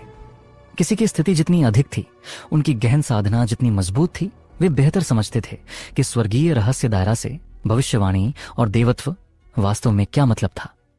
अंतिम भविष्यवाणी का प्रकटीकरण महान पूर्वज वह थे जिन्होंने स्वर्गीय रहस्य देव ग्रंथ बनाया, और वह भी वह थे जिन्होंने व्यक्तिगत रूप से इन 12 शब्दों को ग्रंथ के पहले पेज पर लिखा। मोयू ने कुछ भावनात्मक रूप से चिल्लाया। महान पूर्वज ने अपने जीवन में कुल 7 भविष्यवाणियां की, और उनमें से 6 पहले से ही सच हो चुकी हैं। आज एक बिल्कुल हास्यास्पद नौचरण के स्वर्गीय क्लेश के संबंध में उनकी अंतिम भविष्यवाणी भी सच हो गई है। मैं समझता हूं कि सच्चे देवता की वापसी के बारे में भाग अभी भी अधिकांश लोगों के लिए बहुत अविश्वसनीय है, लेकिन कम से कम हम तीनों अपने विश्वास में बिल्कुल अटल हैं। मोयू ने अथर्व को देखा, इससे पहले कि वह अचानक अपनी आवाज उठाए। जैसा कि मैंने पहले उल्लेख किया, नौचरण की स्वर्गीय क्लेश बिजली कुछ ऐसी है जिसके खिलाफ आप भी बचाव नहीं कर सकते, मेरे देव सम्राटों। लेकिन न केवल यह अथर्व को थोड़ा सा भी चोट पहुंचाने में विफल रहा, बल्कि इसने उसे नया जीवन और स्वर्गीय बिजली को आदेश देने की क्षमता भी दी। सब कुछ स्वर्ग के बच्चे के संबंध में महान पूर्वज की भविष्यवाणी से मेल खाता है। चूंकि वह स्वर्ग का बच्चा है, इसलिए वह स्वाभाविक रूप से स्वर्ग द्वारा ही आशीर्वाद प्राप्त है। यदि वह वास्तव में भविष्य में सच्चे देवता बन जाता है, तो यह स्वर्ग की इच्छा के रूप में होगा, क्योंकि कोई भी स्वर्ग के खिलाफ विद्रोह नहीं कर सकता। मोयू के शब्द एक बार फिर सभी के कानों के बगल में गड़गड़ाहट की तरह गूंजे। जब वह अंततः समाप्त हो गया, तो मोयू ने अपने हाथों को लहराया और स्वर्गीय रहस्य देव ग्रंथ को अपने और बाकी बुजुर्गों के सामने बुलाया। फिर उसने इसे एक बार फिर धीरे धीरे बंद कर दिया। 10 सुनहरे शब्द सभी की आंखों के सामने गायब हो गए, और सभी प्रकार की अभिव्यक्तियां देव सम्राटों के चेहरे पर चमक गईं। लेकिन एक समानता जो उन्होंने साझा की, वह यह थी कि वे सभी अथर्व पर केंद्रित थे। मोयू स्वर्गीय रहस्य देव ग्रंथ को वापस लेने और इसे दूर रखने वाला था, जब मूल भविष्यवाणी के नीचे 2 नई सुनहरी पंक्तियां अचानक दिखाई दी। सदाचार शाश्वत शांति की ओर ले जाएगा, बुराई एक शैतान देवता का नरसंहार लाएगी। स्वर्गीय रहस्य देव ग्रंथ गायब हो गया, लेकिन स्वर्गीय रहस्य के 3 बुजुर्ग सभी ने एक पल में अपनी शांति खो दी। हालांकि शब्द केवल एक संक्षिप्त पल के लिए दिखाई दिए थे, वे उनके दिलों और आत्माओं में फिसल गए जैसे उनका अपना दिमाग था। हम। लेकिन मोयू ने अपने हाथों को उठाया और धीरे धीरे सिर हिलाया। यदि महान पूर्वज इसे झात करने की इच्छा नहीं रखते हैं, तो हमें इसे नहीं कहना चाहिए। ये 15 शब्द हमारे अलावा किसी और को झात नहीं होंगे। इसके अलावा अथर्व के पास अपने उग्र स्वभाव के बावजूद स्पष्ट आंखें हैं, और उस पर नकारात्मकता के कोई संकेत नहीं है। उसके शैतान देवता बनने का कोई तरीका नहीं है। मोविन और मोजी ने भी थोड़ा सिर हिलाया। वे स्वर्गीय रहस्य के 3 बुजुर्ग थे, इसीलिए लोगों के लिए उनकी नजर बेहद अच्छी थी। हालांकि उन्हें कोई अंदाजा नहीं था कि महान पूर्वज हाउतियन की भविष्यवाणी के उत्तरार्ध का वास्तव में क्या अर्थ था। वे कम से कम निश्चित थे कि अथर्व एक दृढ़ ईमानदार व्यक्ति था, जिसका शैतान देवता के नरसंहार से कुछ लेना देना नहीं था। इसके अलावा वह स्वर्ग का बच्चा था। वह स्वर्ग के खिलाफ जाने वाला अंतिम व्यक्ति होगा। अनंत देव क्षेत्र का प्रस्ताव। अनंत देव सम्राट खड़े हुए और चुपचाप आहें भरीं, यह सोचना कि महान पूर्वज हाउतियन अपने गुजरने से पहले ऐसी चौंकाने वाली भविष्यवाणी छोड़ देंगे। क्या शर्म की बात है, क्या शर्म की बात है। आप इस तथाकथित भविष्यवाणी पर गंभीरता से विश्वास नहीं कर सकते? अनंत देव सम्राट। सम्राट अम्बेशावर थोड़ा मुस्कुराए। मैं स्वीकार करूंगा कि दक्षिणी दिव्य क्षेत्र में रहने के बावजूद भी मैंने स्वर्गीय रहस्य दायरा के बारे में सुना है और मैं उनकी कुछ भविष्यवाणियों पर विश्वास करने का विकल्प चुन सकता था, मजे के लिए, यदि यह किसी और चीज के बारे में था। लेकिन यह सच्चे देवता तस्क। क्या आप निश्चित हैं कि आप नश्वर लोग सच्चे देवताओं की पसंद की भविष्यवाणी करने के योग्य हैं? स्वर्गीय रहस्य के 3 बुजुर्ग सम्राट अम्बेशाहवर द्वारा उपहास किए जाने के बावजूद पूरी तरह से अचल थे। अनंत देव सम्राट ने कहा, स्वर्गीय रहस्य पर पूर्ण रूप से भरोसा करना अविवेकपूर्ण है, लेकिन स्वर्गीय रहस्य पर अविश्वास करना भी अविवेकपूर्ण है। मैं स्वीकार करता हूं कि सच्चे देवताओं की वापसी की घोषणा करने वाली भविष्यवाणी का हिस्सा विश्वास करना काफी कठिन है, लेकिन 9 चरण का स्वर्गीय क्लेश वास्तविक है ना? यह भी एक तथ्य है कि अथर्व ने दिव्य क्लेश क्षेत्र के रूप में दिव्य परमात्मा क्षेत्र को हराया है और बाद में दिव्य परमात्मा क्षेत्र के रूप में दिव्य राजा क्षेत्र को। आपका बिंदु? सम्राट अम्बेशावर ने अपनी आंखें संकरी की, लेकिन अनंत देव सम्राट ने उसे अनदेखा करने से पहले गंभीरता से अथर्व को घूरने का विकल्प चुना। अथर्व, स्वर्गीय रहस्य पर पूरी तरह से भरोसा नहीं किया जा सकता, लेकिन आपकी प्रतिभा और योग्यता निश्चित रूप से एक तरह की है। यह पूर्वी दिव्य क्षेत्र के लिए एक बड़ा नुकसान होगा यदि वे थोड़ा सा भी बर्बाद हो जाते हैं। इससे बचने के लिए मैं आपको अनंत देव क्षेत्र में स्वीकार करना चाहूंगा। आप क्या सोचते हैं? एक हंगामा उठा एक बार फिर जैसे ही उसने यह कहा। किंग दायरा देव क्षेत्र में सर्वोच्च अस्तित्व था, शक्ति, साधना, प्रसिद्धि। वे आदिम अराजकता के शीर्ष पर खड़े थे। किंग दायरे के सबसे नीच रक्षक या नौकर के पास भी दुनिया को देखने का अधिकार था, जैसे एक देवता अपनी रचना की ओर करेगा।